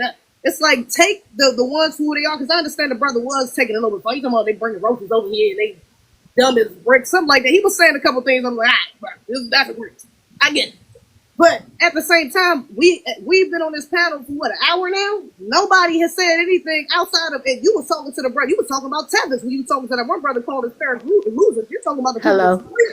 You're not Hold talking on. about in Nigeria. So we're keeping it very specific, even when we do speak like that, for the most part. So to come on, like, I mean, I can already tell Brad energy was a little off. Your mic is a little. Are you? So, who? It's You're a little low. muffled. It sounded like. Yeah. Now you are. I think the live is kind of No. glitching. Come on. We can't really hear you, ZZ. Okay, she's Okay, gonna go come ahead, back. So I BX. need everybody to remain on mute. I need the mods to really listen. For some reason, the Africans feel like they should come over here and rush Afro Elite's chat. I guess because he is calm. However, there are Africans in here who FBA soldier has called out. Please mute ZZ. You got to echo. Has called out to debate. They said they do not debate. that they something about we need therapy, you could start bouncing them now. Because I said only the known trolls, but if I know that that FBA soldier has been saying he wants to debate them, but they choose to come disrupt this panel, they don't get to do that. They can go. So no more pseudo can go, Blackwater can go, all that crowd can go. Anybody who sits amongst Miriam can go. Peacemaker, all of them, get them out of here. Right? They should go for the ones who called them out. FBA soldier ain't here, but they're coming to disrupt Afro Elite, who just wanted to have a conversation with other people. And the reason why I said that Blackwater could stay at first, Afro Elite, I thought he would be. I see him on other panels. He's more calm. He doesn't like go for name calling and stuff. I figured y'all could have a conversation, but he's scared to come up, obviously. And so it's no more pseudo scared to debate FBA soldier, the one who asked him. So they don't get to disrupt this chat on my watch. Now they can go. All right, yep. Y'all better listen. Y'all better act like y'all got some sense now. ZZ, were you done? Yeah, I can hear you. Okay, I'm kind of mad because I said what I had to say, but I don't even know Oh, y'all. okay. All right. I just wanted to make sure you landed. Okay. Okay, cool. I think Greg was next. Doing? I'm good. How you doing? I'm doing good. What? Sorry, yeah. I just want to address the prompt. Wait. Front back Afro Elite. Look at your What? box. You're in the small one, is not mistaken. The live is really glitching, so they could be reported maybe. Or can y'all get the engagement up, please? Yeah, let everybody tap the screen. The live We is had a whole really bunch of people in here the whole time. glitching. Y'all, come on, let's Yeah. tap the screen now. Well, some of them was what we would call the ops, even though Yeah, we're I know. They ain't gonna tap the screen. They yeah. haters. So they don't want to debate the ones who are calling them out for the debate. I guess they just decided to come disrupt your chat because your chat is a bit different than what they're used to. But instead of using their intellect to join up, or for me to get FBA in here so they could speak to him, they just they doing this mess. So they could go because they ain't been here before, and you still had numbers. So we don't need them now. We need people that want to receive the conversation. They are not those. They are Yeah, here to they're disrupt. disrupting what the purpose of this is for. So yeah, they got it. Hello. But hold on, Greg. Greg, you got it. Yeah. Well, I seen a prompt, and I see where you coming from. I'll be honest. I'm not. I'll let y'all know I'm not FBA. You know what I'm saying? My family came over here. We benefited a lot from the things foundational Black Americans have done, particularly Martin Luther King, particularly Malcolm X. And I see the sentiment when you have white people in America denigrating you, and then you fight through that, and you have people coming over here and having an ignorance about your culture in your home when you created it. You don't want you don't want to fight through this hell of putting something. Sorry, I don't know if I should say that. Fight through this battle of putting something together, and then have people come over and while they're eating from your pot, saying they don't like the way you cook. Pretty much, that's what I'm saying, right? And I can see that. My thing, I'm just honestly just trying to understand and gauge because, I'm not FBA personally. From what I know about history, a lot of the history of this nation kind of revolves around people that were hostages and genocided from the homeland, from Don't Africa. say But that. I'm not saying y'all connected. I'm not saying y'all connected. I'm just I'm saying just be saying careful that's with just the what I understand language. I'm about just some of saying what be happened. careful with the language because we're on TikTok. Oh yeah, sorry about that. But yeah, then essentially, I can see where you come from. Personally, I wanted to point out that the history of Africa, it's not a perfectly sovereign land. You might see a lot of countries celebrate independence. That does not mean every country there is free. A lot of countries there are still run by the French. You got to understand, since those 500 years since they started taking people from that land, at the same time, like Europeans ran everything. That's the reason they speak English over there. That's the reason they speak French over there. It's the reason they speak German over there. Is because there's a lot of like shadow governments and there's a lot of puppet leaders, which is primary for a lot of corruption. They're taking money from Europeans to do their own grimy. You know what I'm saying? So as far as like any general ignorance, general anti-blackness. A lot of that comes from the European influence on the whole continent. The whole continent's been like colonized. Like when I say colonized, like it's been under control of the white tea man, and like it hasn't necessarily stopped in full. Yeah. I and the colonization is an issue. It's an issue that needs to be addressed. All right. Let me ask you, where are your people from? You said you're not FBA. Where are your people from? My people are from Cameroon. I was born in America. Okay. Okay. Okay. The thing is that as colonization is a issue, the issue with colonization is not because Europeans are just that powerful. It's not because Europeans are the majority, because your situation in Cameroon or in Africa, the situation in Africa is very different from the situation in America. It's not out of you guys not being oppressed or subjugated. It's out of the fact that there's a broken loyalty system. Okay? There's a culture of off-code behavior that exists within Africa. All right, where you guys got this, it's me versus everybody else type of mentality. And I'm not saying you. I'm saying it is tribal. There's a lot of tribalism that is I'm not teaming up with nobody from outside of this tribe. It's me and mine versus everybody else. All right, we see and there's no respect, there's no honor. You know what I'm saying? The fact that one guy, that the Nigerian tether came up here and he was talking about how he doesn't owe any type of respect, and we don't owe any reciprocity, shows the lack of respect, shows the lack of courage, shows the lack of honor, shows the lack of manhood that exists among those people. Not every single last one of them, but too many of them are like that. And because too many of them are like that, it's stopping any type of unification that would be necessary to fight against colonialism. So what you're saying is true. I'm not disagreeing with what you're saying. What you're saying is true. I would suggest that there needs to be panels, instead of having panels talking about we don't know what we're talking about.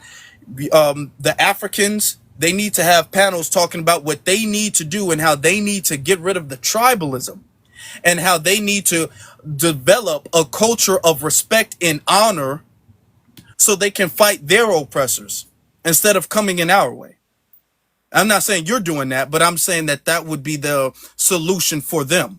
No, you're right. You're right. And I understand because mainly I didn't agree with like everything that was said in this panel, but I understand that my experience here is different.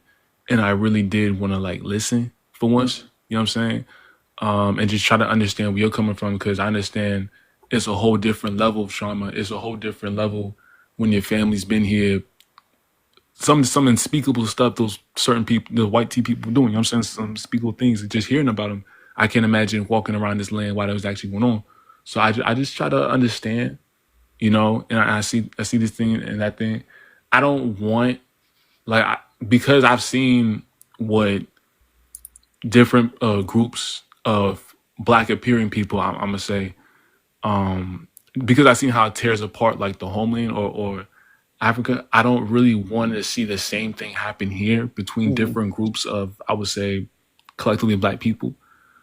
So I don't prefer that. I'm not saying I'm like Pan-African. I'm not saying you can't be you, and like I'm not like delusional, but I mean, I think like a mass decolonization would be beneficial for us as a whole. And I will hope for more unity overall, but that's just like the world. It's not perfect. And you're right. It's a lot of ignorant mindsets. I'm gonna I would ask you say to the get ready biggest to land grave. is people coming over Yeah, here. I was about to say we I'm actually a land. going for a couple I'm hours a land. now. Is kind of getting a little late. Yeah. Yeah, no, you're right. You're right. I mean, all yeah, night. pretty much. I would say I just came here to listen and just like kind of speak on things that was going on in the continent. But let me say this before we move on. Let me say this to you. All right.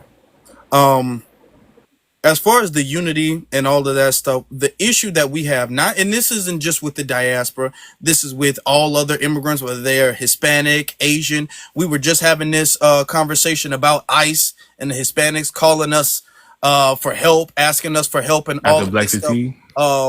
Asians with the Stop Asian Hate thing. The thing is that when they came here off the land and the labor we built, our ancestors, through their free labor, developed a land, developed a country that they get to immigrate to.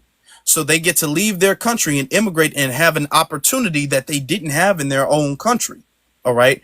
And because of that, they came over here. Also, we set aside different rooms and stuff like that. We made room for them. We shopped at their businesses. We helped them out when they got here. And that stuff was not paid back. We did that under the assumption that there's an automatic alliance that we have. We looked at it like we just helping our folks out. Okay. So they're looking at it like, hey, thank you, but I mean, you not really our people like that. And that's how they've been operating collectively.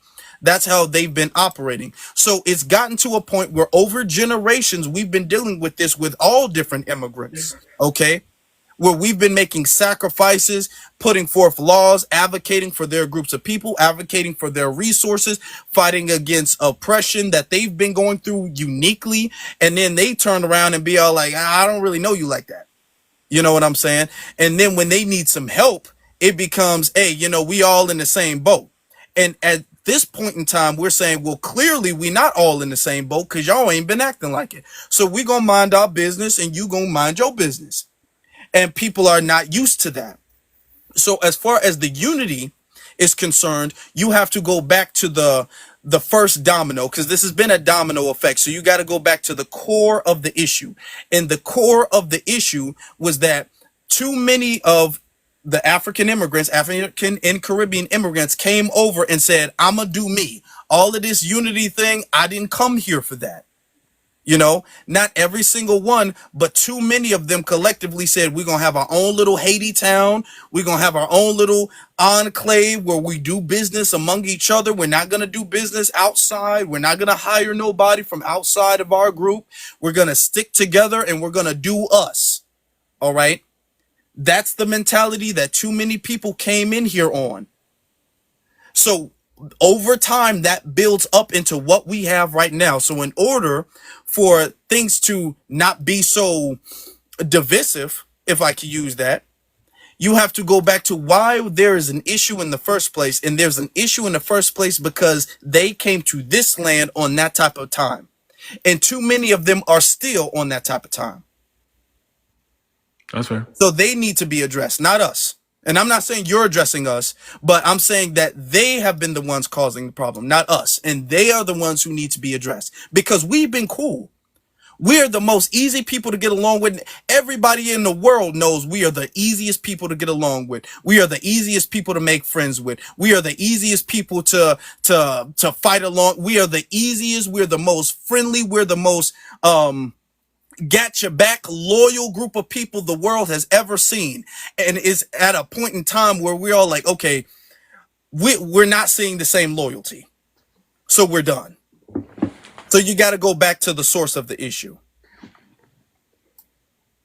All That's right. fair. Yeah, that's fair. But thank you. I think who else was next, BX?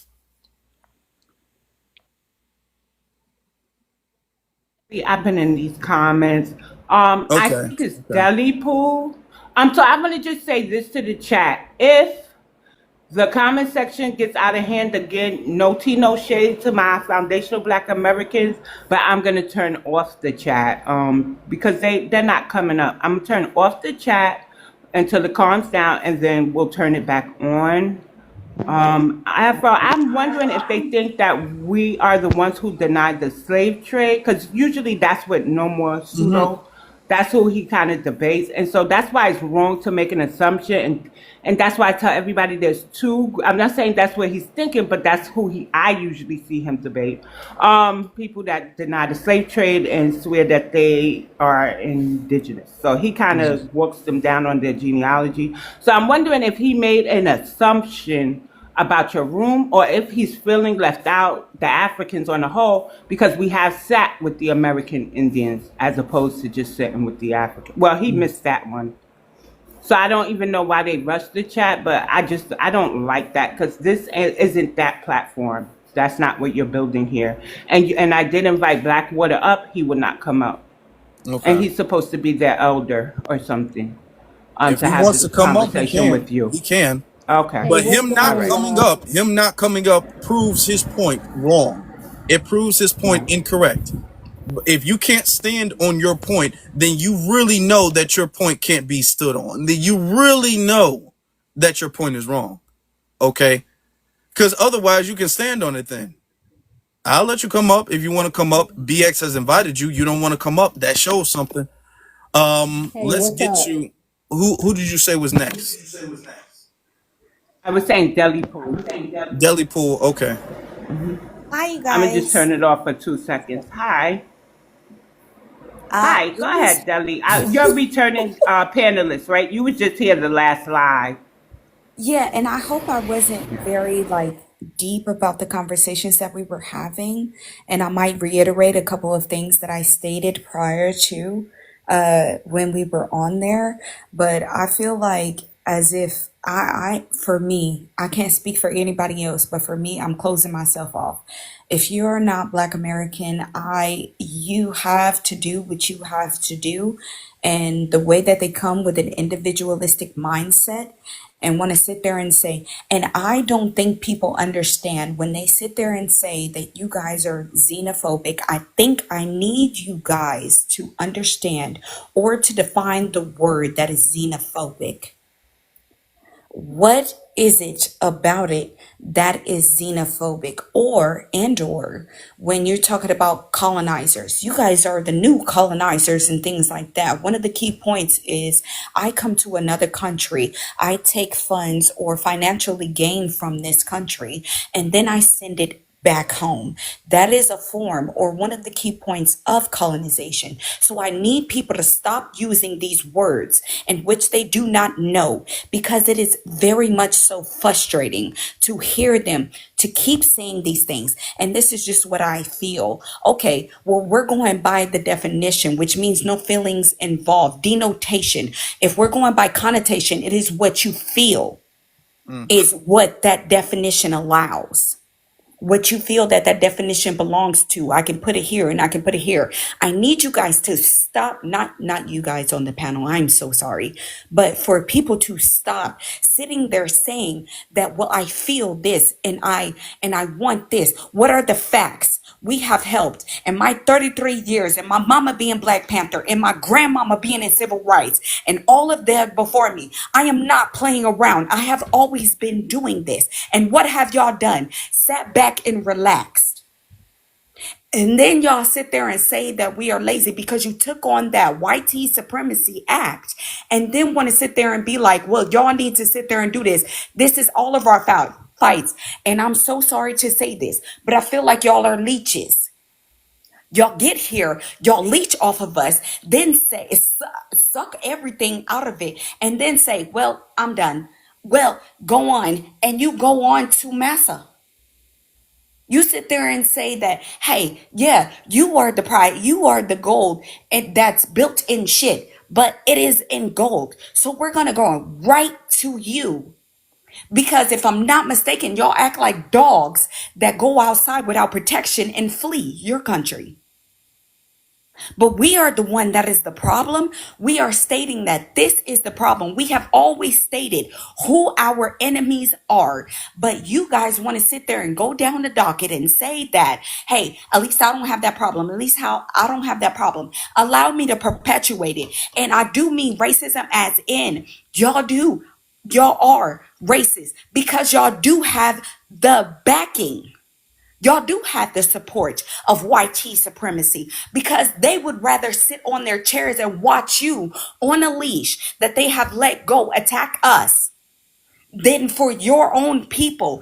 And even in your countries, that's why I always tell people, in your own country, learn about your history, your ancestry, who y'all actually look like, who y'all should actually be, and what y'all should follow by. Because once you lose that, you're trying to or better the race or do all of these things. You lose all of that. And you come over here thinking that you're going to sit there and flee a dictatorship, meanwhile voting for one. How does that even work? Oh, he's all about the money. How? This failed person is going to help you.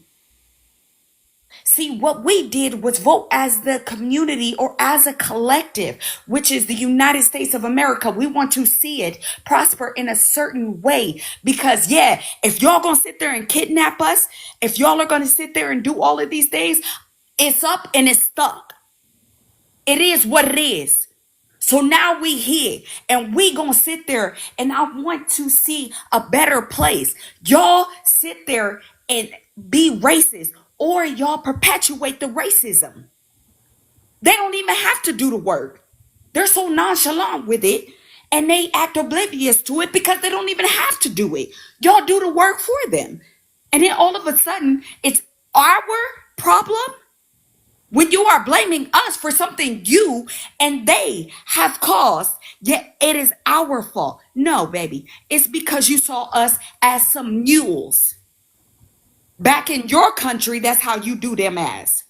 Because we're talking about originals in your place. I can't stand when a person want to sit there and talk about, hey, I celebrate my ancestry. Dia de la Muerte. Let's get on it. Let's get on to all of these things. Filipino Island, Negro Island. Let's get on to all of this. You sit there and say that you're respecting your ancestors for 3 hours out of the day, and yet you disrespect the people that look like the Aboriginals there. How does that work? It's a contradictory within itself. I'm sorry, I'm getting a little upset, so I should be quiet. Sorry. I'm done. Quick All question, real quick. right. Say something about them perpetuating racism. Are you talking about white uh, immigrants in particular? Or are you talking about? Are you still referring to Africans, Caribbeans, like black people in the diaspora? Oh, I'm talking about everybody. Well, see, that's something I gotta disagree with though, because Yeah, go although ahead. white Hold, Zizi. Is your microphone on another thing, or are you using?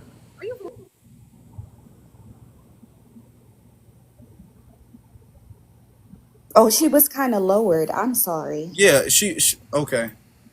is it still doing that? Oh No, yeah, it's no, no. much better now. It's It's doing much great better. now. Oh, Whatever okay. you I don't know did. what that Yes. was. Great. Yeah, That go might. ahead. I wasn't hooked up or nothing. I don't know. Whatever. But no, I had to give a correction on there because although they can be pawns of the white supremacists, nobody outside of the people that are considered white can actually be a racist in particular, to be honest. But then the other thing you said too was we voted as a collective. Were you talking referring to Kamala? No, I was talking about black people in general. I was saying we voted as a collective and they didn't. Are you saying that we voted? What we voted? Are you referring to the presidential election, right? Yeah, you can say that. Yeah.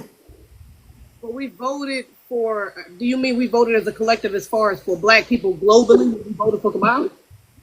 No, I'm talking about in the United States, as in the United States, collectively as a whole.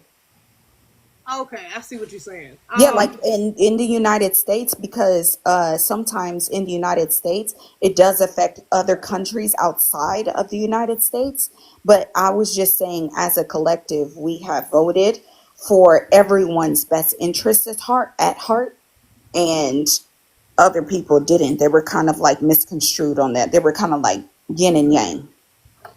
Okay, now I understand what you're saying, but I will say us voting for Kamala wasn't really voting. Although we may have thought, I think that was an egregious mistake that most Black Americans made, because neither candidate deserved that vote. Number one, but number two, Kamala specifically was very very much.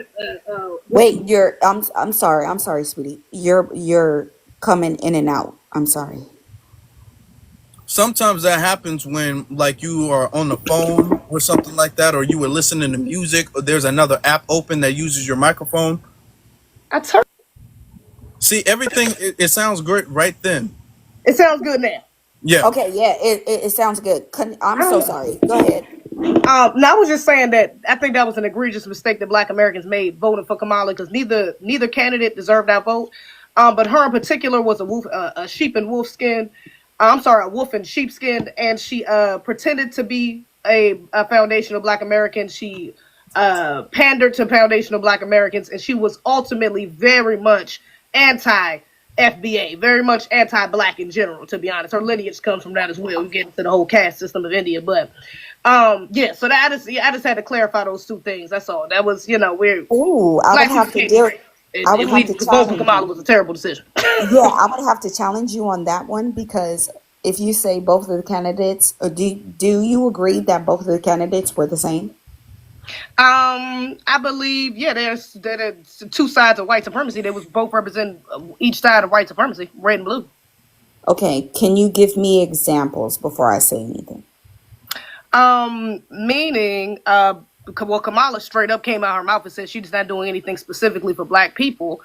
And Trump, on the other hand, although he did kind of pander to black Americans, he never made any promises or anything tangible for black Americans either. So neither side was offering anything specifically for black Americans, for the most part.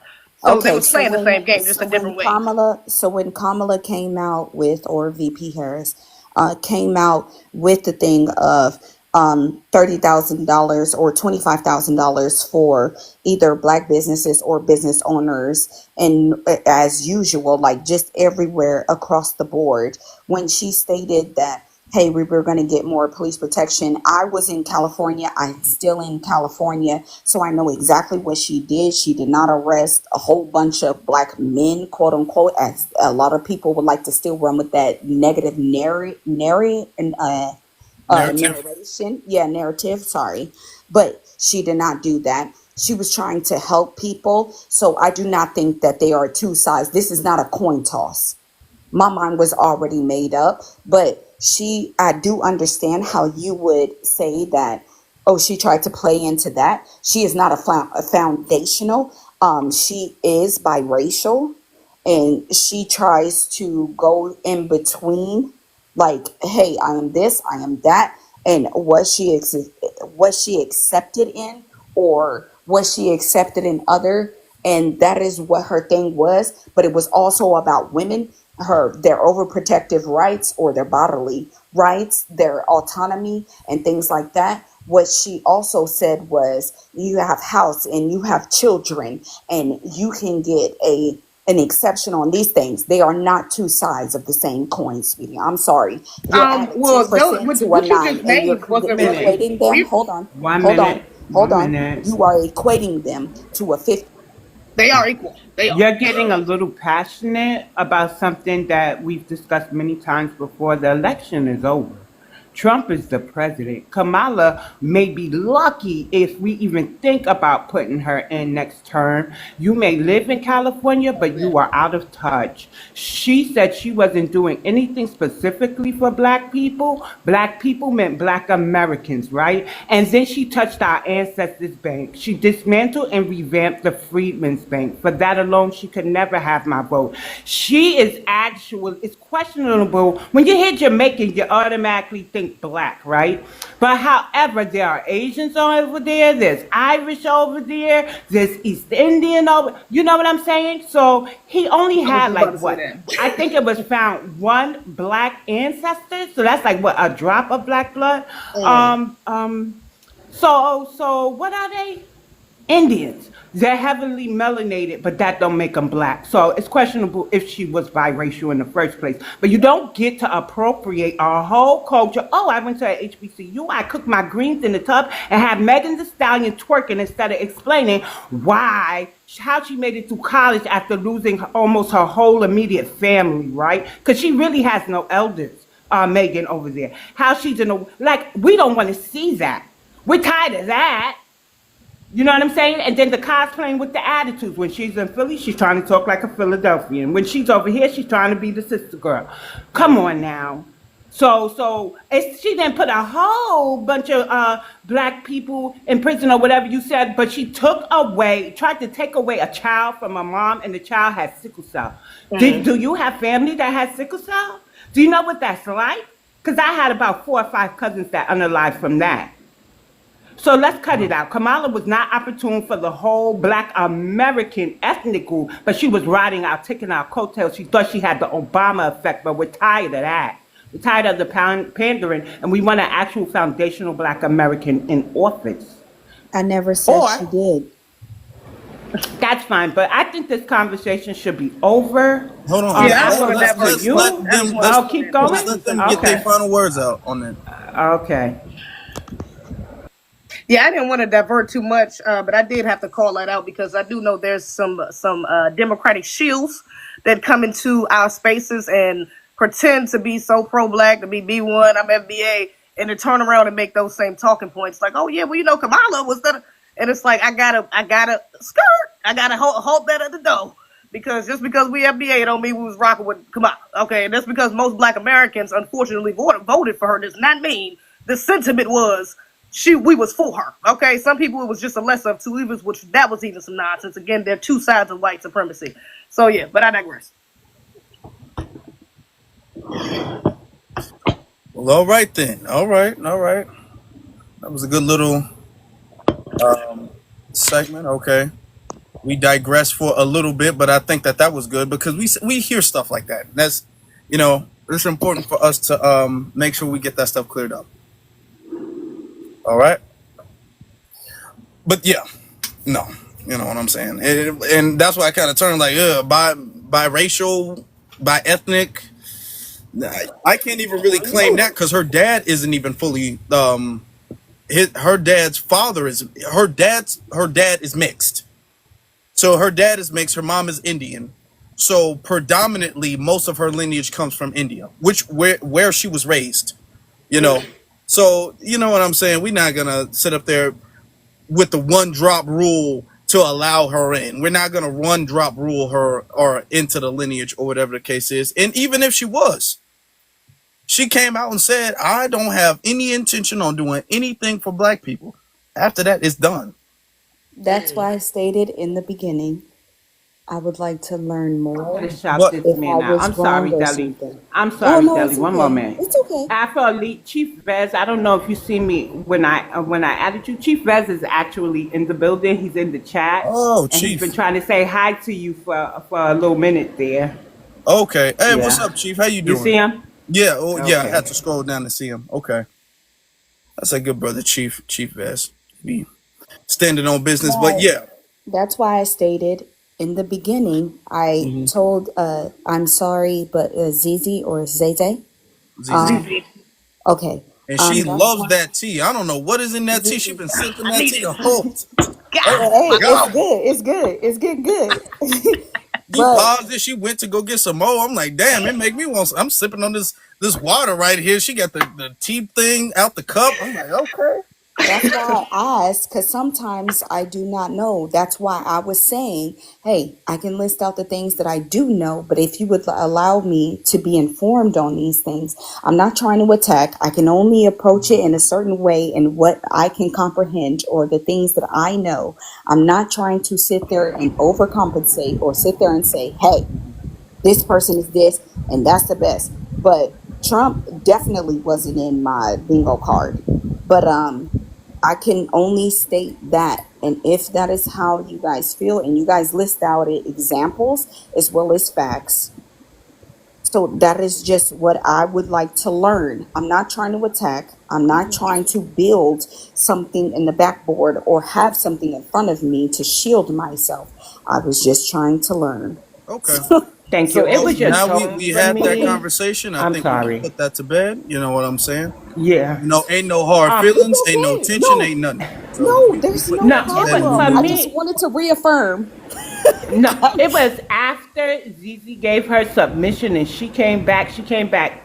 It was just the tone for me, like she was about to, eat and leave no crumbs, and I was just like, hold on, those points aren't eating. I didn't like her tone with Zizi in her resubmission, so I decided to mute her and give my submission. Because while she may live in California, I don't think she paid attention to the other Californians who would have given her some pushback. And Malik is not in the room tonight, or I would have Brother Malik come up and give you an FBA man's perspective as to why Kamala was problematic. So I don't care uh, if she didn't arrest 12,000 black Americans, but she did arrest enough that made a difference, right? Because she didn't want the one whose DNA proved he didn't do a certain crime, and she didn't release him fast enough for me. I appreciate That's that all. And I response. be think well. I think the pushback, and this is educational too, because I've heard there might be some people who disagreed, but the thing is that this is not an avocation of Donald Trump or the Republicans, but this is to expose the fact that what we're not going to do, what is problematic for us to continue to do, is to pretend that there's one bad guy and there's one good guy. We have to Exactly. have the maturity to understand that there can be multiple bad guys. Okay. So this is what you talking about, the lesser of two evil. That is also admitting that the other party is evil. And what we do is the quote unquote lesser of two evil. We will frame that like they're the good guys. All right. And we will start sweeping under the rug all of their sins to make them be the good guys versus the bad guys. And that's not how we should be doing any type of politics. All right. So let me see. I think Edenborn. Edenborn. Okay, Eden. Yeah, you go. Hi. Sorry, I was cooking. Um, yeah, Essence Fest is wild. I did not. I don't know what's going on anymore. Like, I come here because I know it's like a safe space for like FBAs and stuff, and Mm-hmm. I feel like I just kind of want to be transparent and just say that I'm very like unsettled by everything that's been going on because like this idea that non-black Americans hate us so much was so beyond me. It was so beyond me. Like, you know, I'm kind of a small town kind of girl, and you know, my father told me that my whole family damn near is Cherokee, but we also embraced like African heritage as well. And so to see this is extremely infuriating. I've been on lives with FBAs and I've gotten extremely upset, but especially during like the Zulu parade, Mm. because you know, as a New Orleanian, it's just kind of like, why did y'all wait for so long? Like, and so now, first the Zulu parade, now it's Essence Fest. It's like, so what? So y'all gonna attack Jazz Fest after this? Like, what's really about to? When you say y'all, you mean FBA?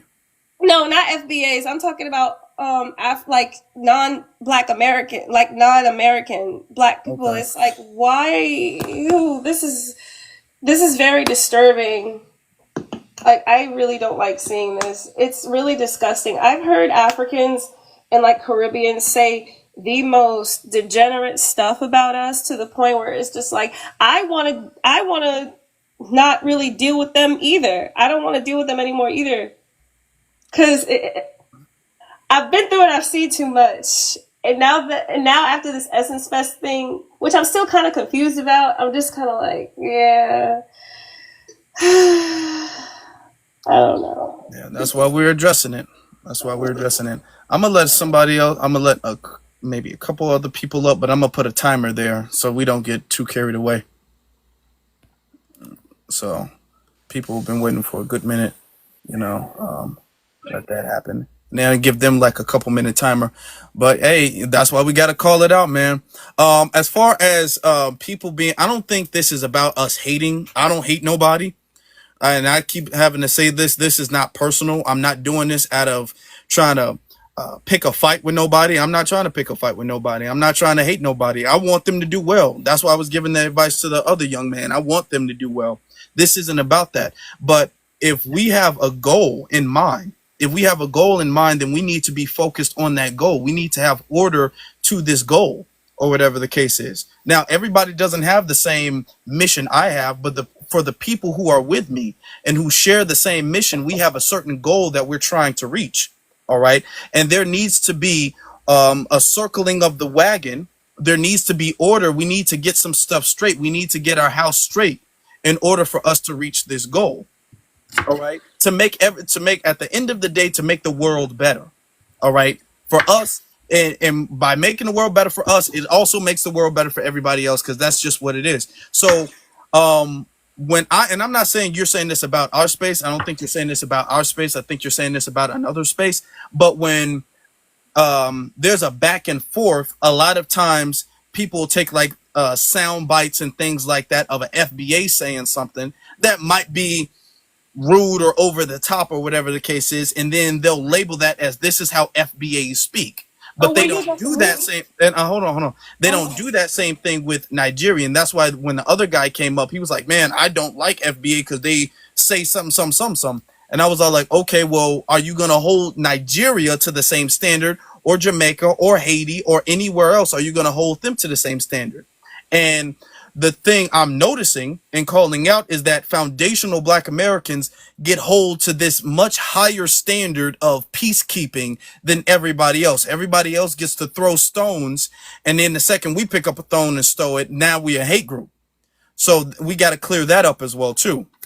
But this isn't to be, as you can see, we don't even really curse here. Now, I go off a little bit sometimes when it's necessary. I will go off when it's necessary for the peace, okay? It's my sacrifice for the peace, all right? I do it for the people, not for myself. But for the most part, we don't have cursing here. We don't use slurs and disrespect. We don't do that. We handle the business, and we address the business the way it needs to be addressed as mature adults. All right. And I hope that panels and lives like this sets an example of how other lives and conversations can be taking place and need to be conducted. But thank you. I'm glad that you said that and gave me an opportunity to express that. Can I say something, Afro? All right. I'm really tired of them saying FBA is the new Triple K, and this is why Black immigrants should stay the heck out of our spaces, right? They don't understand what hate is on this land, right? Because I don't know anything about the hate they face over there. Black Americans have never strange fruited someone. We have never burnt crosses on people's lawns. We don't mob people. You get it? Like, we don't run them down with a double pump when they're jogging and just unalive them. But we do institute boycotts. And so that's what I'm pushing, divest from immigrant businesses, because I will treat them like white tea people, because that's nothing they said is original. Everything comes from the old white tea supremacy playbook. And so how do you combat that? You boycott them. Like, they call for a boycott of Target, and I haven't been to an African hair braiding shop since 2023 or an Asian establishment since 2016, because I got smoke for everybody, right? I only go where I have to, and everything else gets replaced with FBA. However, and the Latinos too, the one in the chat calling us similar to the Triple K, we could never, even if we had a head start, hate or exact hate and act hate on another group the way they did to us. Please cut it out. This is why we can't take y'all serious, and this is part of the reason why we don't want to help y'all, because y'all are labeling us something that we're not. We're not. And y'all overusing words like racist and xenophobic. Meanwhile, I see y'all in our government causing a whole ruckus that shows me y'all are the hate group. Y'all would more than likely be the hate group. Why? Because you are not grateful for what our ancestors did, to the point that you are denying us and sabotaging us to get what our ancestors fought for us to have. But our ancestors paid the ultimate price for y'all to get here. Because what y'all need to see are the pictures of the water hoses. What y'all need to see is pictures of the dogs released until our ancestors, right? Because yes, God bless MLK, right? But he also had the deacons of defense guarding him. And so what you don't see is the people around him who were victims to violence too. You think this was a cakewalk. It wasn't. And I don't like being compared to the Triple K, because we haven't put our hands on them to even put a little dent in what the Triple K has done to us. Yeah. I'm seeing that too much. Yep. And every time y'all do that, y'all prove our point even further. Even further, y'all prove our point. And nor do we have the power to enact that sort of violence or hate or anything against any other group because we are victims of white tea supremacy as they are as well, even if they don't realize it. So no, we don't even have the power to attack that hate. I think that's some CIA shit. They got some of these Negroes running around trying to make FBA a group instead of a lineage. Absolutely outrageous. So yeah, no, that's troll behavior. We're not gonna respect that. Nor should we. Now let's get to Bobby. Hello, can you How hear you me? doing? I'm doing all right. How you doing? I'm good. I'm good. Okay. So I've been on here for a while and I heard somebody, actually a few Y'all tap people, the but screen so we can get to 100K before we leave. Tap the screen. All right, go ahead, Bobby. yeah, I heard a few people saying something like this, but one guy said something to the likes of, "Oh, you got to stop calling us African because we don't look like them. Uh they don't look like we don't act like them. They not us."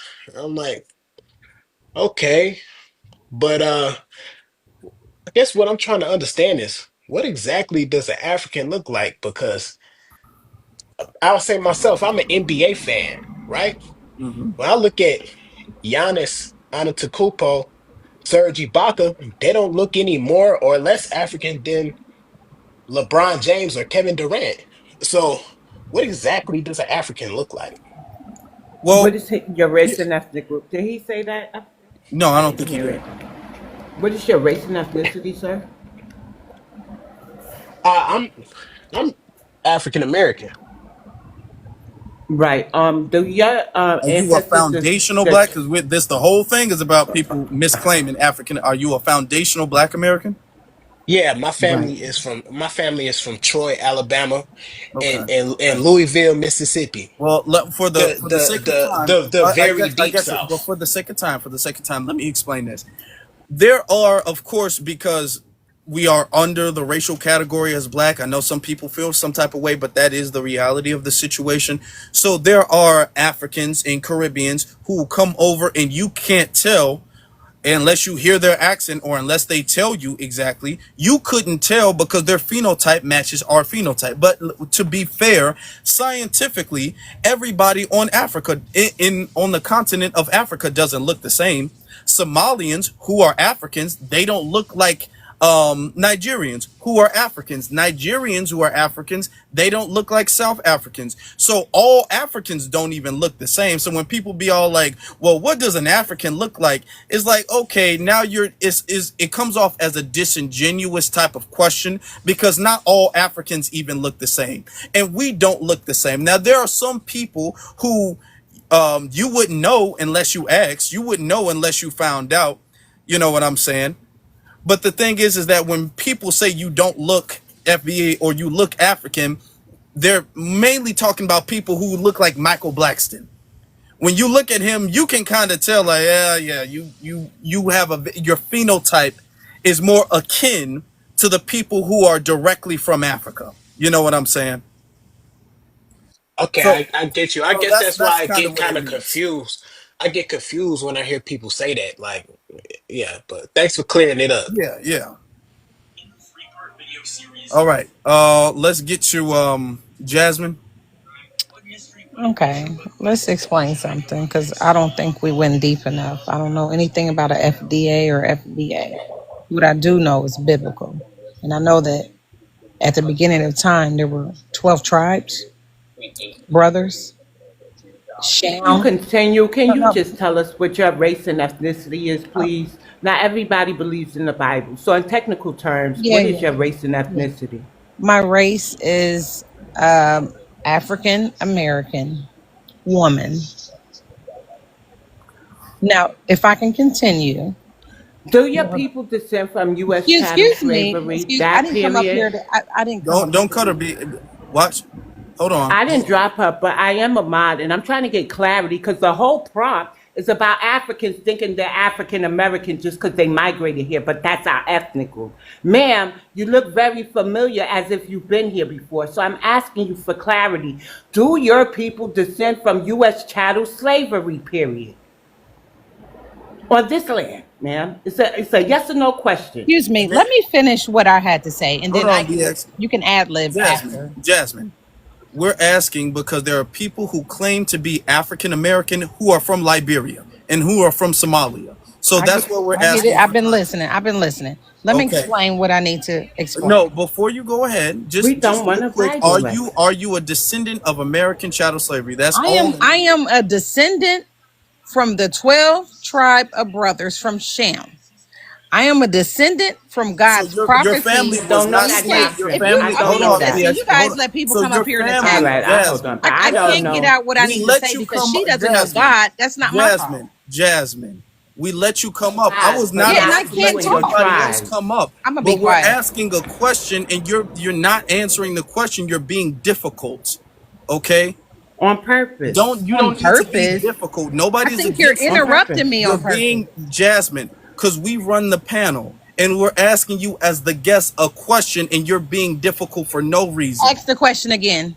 Are your parents, your mother and father, are they descendant of American chattel slavery? Were their ancestors slaves in America, in the United States? That's I a would yes or no. That is a yes. So let me Okay. finish my statement without being interrupted because I've been very quiet. It's been plenty of Okay, times I ma'am, could have just make the Hold unmuted on, let's submission. myself and We let's don't said need all something. the extra Just okay. rude. stuff. We I don't come don't from need Jasmine, the you her. got extra it, stuff. Jasmine. Thank All right. you. So from what I was taught, there were 12 tribes. To answer your question, when you guys say we all don't look alike, we're not the same color, da da da da da da. That's because there were 12 tribes, 12 brothers. We came from Shem. Shem had Abraham. Abraham had Joseph. Joseph was named Israel by God. We are from Israel, right? So the people that came from Israel, we are the same ones that we are the chosen ones that God chose specifically. We came from Shem. So the prophecy stated when we rebuked God that we would suffer through slavery. We are the original Jews. And through the prophecy, he said that we will be traveled to another country as slaves. So when people get up here and say, I'm a Jew, I'm Israel, and they're lighter, real lighter, like the ones in Israel now, you have to ask, well, if you're a real Jew, because the Bible says there'll be fake ones, you have to ask them, well, how did you get here? Because the only ones that have been traveled through slavery are the real true Hebrews. Now, all that other stuff of disrespecting me while I'm trying to talk and tell that so I can let my people know where we really came from, that's not cool. I don't want to hear all of that. The chat even says that you're full of it. Hold Ma'am, on. Now, here's the thing. She was on our panel read the before. chat. She was Right. on our Thank panel you, before. Afro. The whole thing and we're not here to disrespect anybody's faith. We're not here to disrespect anybody's religion. We're not here for that. But that's not a conversation. Nobody brought up nothing about nobody being from the 12 tribes of anything. Nobody brought nothing about no Hebrew Israelites, no Jews, no nothing. That had not, we've been on here for close to what, like 3 something hours now, and that was not discussed. Nobody brought that up one single time. And she came here with this hostile attitude the second we asked her, okay, by the census, because you don't put Israelite by the census, you put something, what is your racial category by the census? And she had this very hostile attitude. Okay, oh, y'all gonna disrespect me? Nobody disrespected nobody. Okay, if anything, you should be thankful that I let you up because I was about to close and nobody disrespected you. And now you bringing up, yeah, we're from the 12 tribes. That's why we look different. What are you talking about? Nobody, I'm going to be honest with you. You wasted your time saying that. You wasted your time saying that. And you know what? She did But kind did of waste her time anybody saying that. Just see to add on, how? because I mean, a lot of Black Americans do recognize the whole, us being a tribe of Israel, being a tribe of Judah, specifically. Which and I think there's some truth to that as well. But also, that doesn't represent the majority of our group. All of us can't identify as Israelites because all of us didn't come off a ship. A lot of us been here. Okay, that's another conversation we ain't got to get too deep into. But a lot of us been here. A lot of people have already said it. So a lot of us are on the same page that we weren't brought here. We've been here. So that may represent a portion of our group, but that's also why we identify as foundational Black Americans, because again, it's all inclusive. It represents those that been here, those that were brought here, and the mix in between. Just saying. Thank you for that. That really does clear that up. Yeah. y'all But doing then she tonight? wanted to I was believe kind of in But then the we got one more Bible. person, and then we'll start wrapping things up. You wanted to come up in the chat room. You requested. I changed yeah, 304. yeah, Really? yeah, Wow. Okay. I changed 304. yeah. I was kind of confused by the prompt of what it is, but I got what you're saying. It's like you basically asking, are the stating that the Africans that come over, they're claiming to be African American now? Is that what y'all trying to say? Yeah, that's what they're doing. That's what some of them are doing, and that's why we're calling it out. The importance of specificity and delineation. And I'm gonna say this right. I'm Haitian American, so I could claim a little bit of African American also, because the Haitians are the descendants that were brought over in slavery, and we know how that story went. Um, Okay. Why? Okay. Okay. But why would you claim African American instead of Haitian American? I don't claim none of it really, because my mom's side is American, so I'm Your American. mom is FBA and your dad is Yeah, Haitian. yeah. So Okay. I don't run around here putting titles on myself when it comes to it, but truthfully, I don't even believe majority of our population of foundational Black Americans came off that island. I mean that continent of Africa. If y'all don't believe me, look up a lady named Fanny Campbell. Her DNA is traced and it's older than African DNA, the oldest, and she's alive right now, alive. So Okay. some of these things, some of these claims, is just to take us away from our own lineage of where we came from and what we went through. So Okay. we got to start digging deep and doing research on our own. It's people here that DNA just traced back longer than, and it's not the same. I understand phenotypes and things like that. Yeah, we look alike here and there, but it's certain things that we don't look alike with, like even hair texture, all this stuff. Certain things just don't line up. And I don't think we did enough of questioning. We just went along with what titles the government has given us. And that's why we never got reparations, because Africa is a continent. They only gonna pay reparations to the actual country that you came from. So how do we know where we came from? You can't say I came from Africa. What country in Africa did you come from? We don't have that. We don't have no history, and I don't believe we came from that. That's why they do it. It puzzles us, it confuses us, and a lot of people just don't understand it. I'm gonna land it right Yeah, there. and so there can be no confusion because we have different. FBA is a lineage. For what 42 million people, over 42 million people who have different teachings, different upbringings, different walks of life, different religious beliefs, political beliefs, all of that stuff. All right. What we can all, I think, all agree on is that we were here at a point in time. No matter how we got here, we were here at a point in time, and we went through an ethnogenesis due to slavery. And that is what makes us foundational to America. So that's why we are foundational Black Americans, because there were many Black people from different places, whether that was Africa, whether that was Moors from Europe, whether that was indigenous and all of that stuff. We can unanimously, I feel like, agree on the fact that we are all foundational to American. If you're a descendant of American U.S. chattel slavery, you are FBA. I think that we can move on from that. Now we can have conversations, but as long as we can agree on that, we can move past. I do want to clear something up. You said because you're part, you said you were Haitian before we said we were part Haitian. You said you can claim African American because Haitians came from Africa. The problem with that, though, is that you came to Haiti and developed the nation that is Haiti. Okay. So your nation, when people identify things, and this is one of the reasons why the term African American can be problematic, is when people identify themselves, people first claim the nation that they're from. Okay, that's why people say Haitian American, Jamaican American, French American, Italian American, Chinese American, Korean American. People first, their first primary identifier when they're asking people who are not from their group where they're from, their primary identifier is their nation.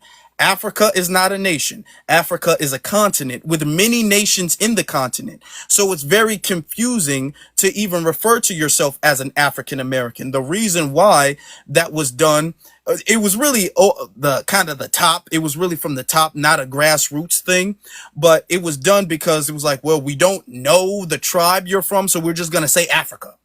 Okay. And that's problematic, which is why we're being more specific with our group here. So your primary identifier, because that's your nation, is Haitian. So you would be an Haitian American. You wouldn't be an African American. You'd be a Haitian American. Okay. Because there's already a group of people that is referred to as African American. That's already spoken for. And when you claim African American, people are not going to associate that with Haiti at all. People are going to assume you are from the lineage of the slave descendants in the US. Okay? So that's why it's problematic, and that's why there's pushback when people do that, because people do that when it's beneficial for them. Okay? When they I want to got speak that. on our behalf, or on a reparations panel, or when they want to get a specific scholarship or whatever the case may be. So that's why we got to stop that. Now I got Yeah, that, cut but what I in. was One saying, what I moment. was saying with the African American situation. Hold on, let BX wants to add something. So here's the issue, right? This is so I get a message. I ain't gonna tell who my source is. So now they are hosting a live about me and Afro. I usually don't go to those. Um, and it's the sliding penguin guy who came Oh boy, when I okay. woke up late and he was talking bad about me. The one who Mm-hmm. goes around asking people to unmod me. Uh-huh. His friend, who I have blocked because he's a big time troll. I guess he's allowing the penguin guy to host a live about us. So this all tonight, and the Liberian lady there, it's all been for numbers and content. They actually probably don't have none. So I suggest we don't even feed into it. But I have asked some people to kind of see if they can just give us a snippet of the recording. Yeah. And they're doing that Yeah. because our lives, we keep about 200 plus people, and we've Yeah. been on here for a few hours. We keep about Thank you. 200 plus people Yeah. almost the entire time from start to finish, and we do this consistently. Really, from what I've seen, we have the most popping lives. Our lives kind of beat everybody else's on the subject of black people and black FBA issue. There's nobody else who's as consistent and as big of a number that I see that does this, and that's no shade or whatever. So they're trying to, leech and tether off of kind of like the motion we got going on. You know what I'm saying? So that's what they'll put my name there, they'll put your name there, or whatever the case is, to try to get some type of clout off of this. But if they wanted to say something, they could have came here and said it. They ain't got nothing to say. I said was my daddy from Haiti. Jasmine, why are you trolling in the chat room? What is wrong with you, young lady? Go ahead, man. It, I'm gonna let you close, and then we're gonna wrap it up.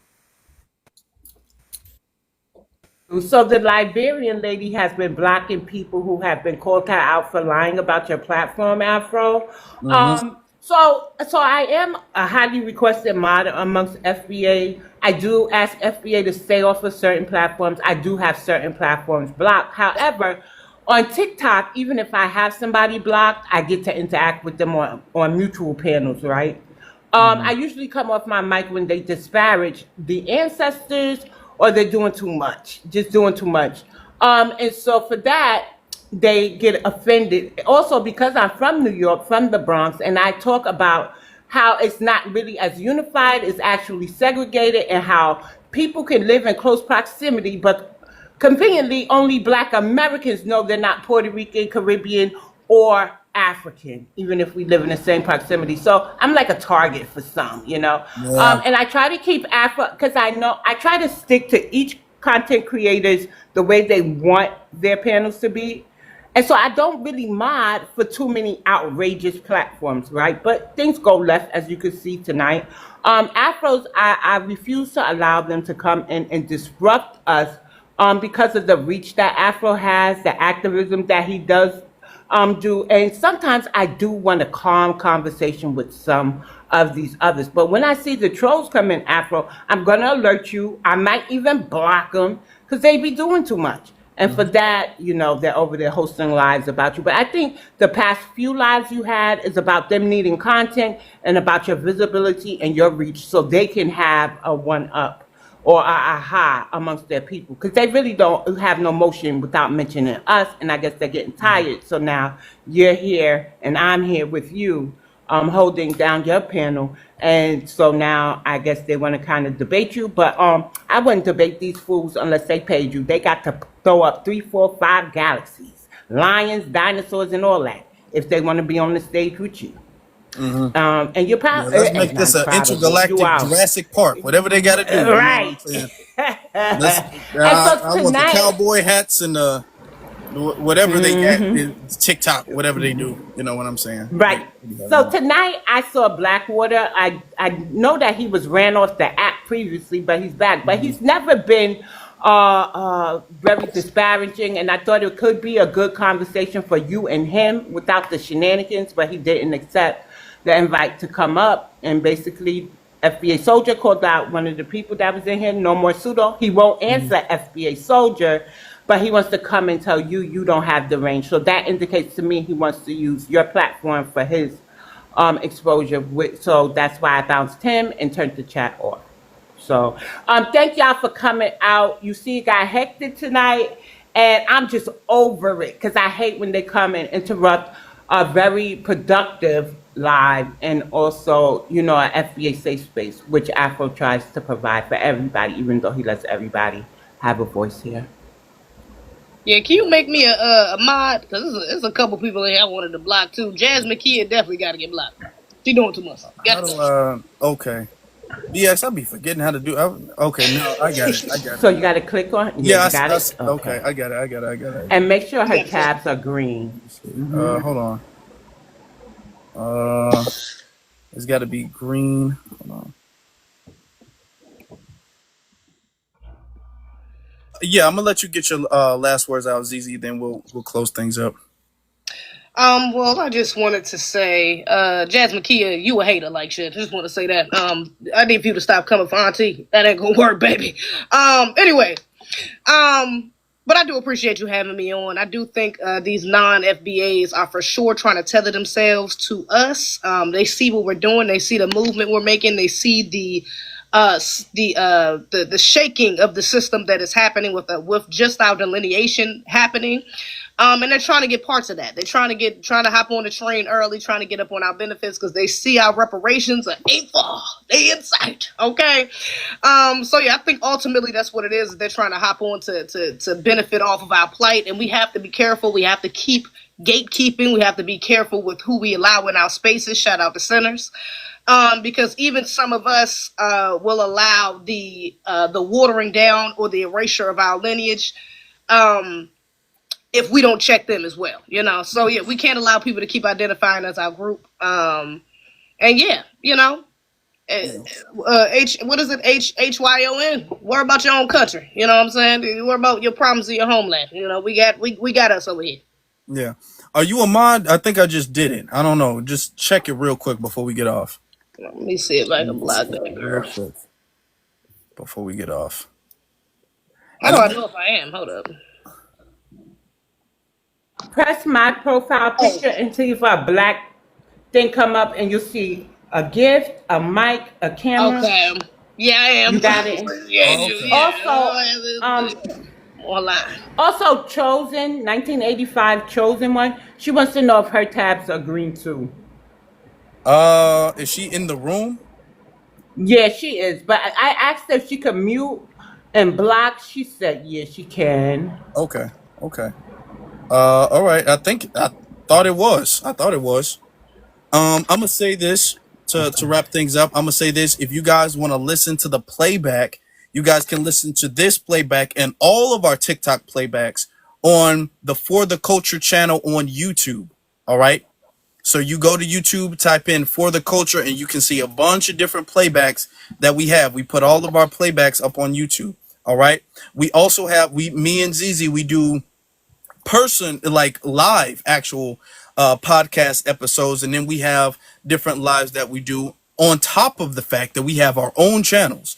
So Afro Elite is a channel in and of itself on YouTube, speaking on the same issues and things like that. But Afro Elite is on YouTube, and ZZ Rants is on YouTube. So type in ZZ Rants on YouTube, and you will find both of our channels independently on YouTube, and then together you'll find For the Culture. And then that's when we kind of do stuff, even though we've both been on each other's channels, but you'll find most of our work together is on For the Culture, as well as the TikTok lives. Okay, so if you guys really enjoy this, make sure you guys follow. Tap the screen real quick before we go. Tap the screen real quick before we go.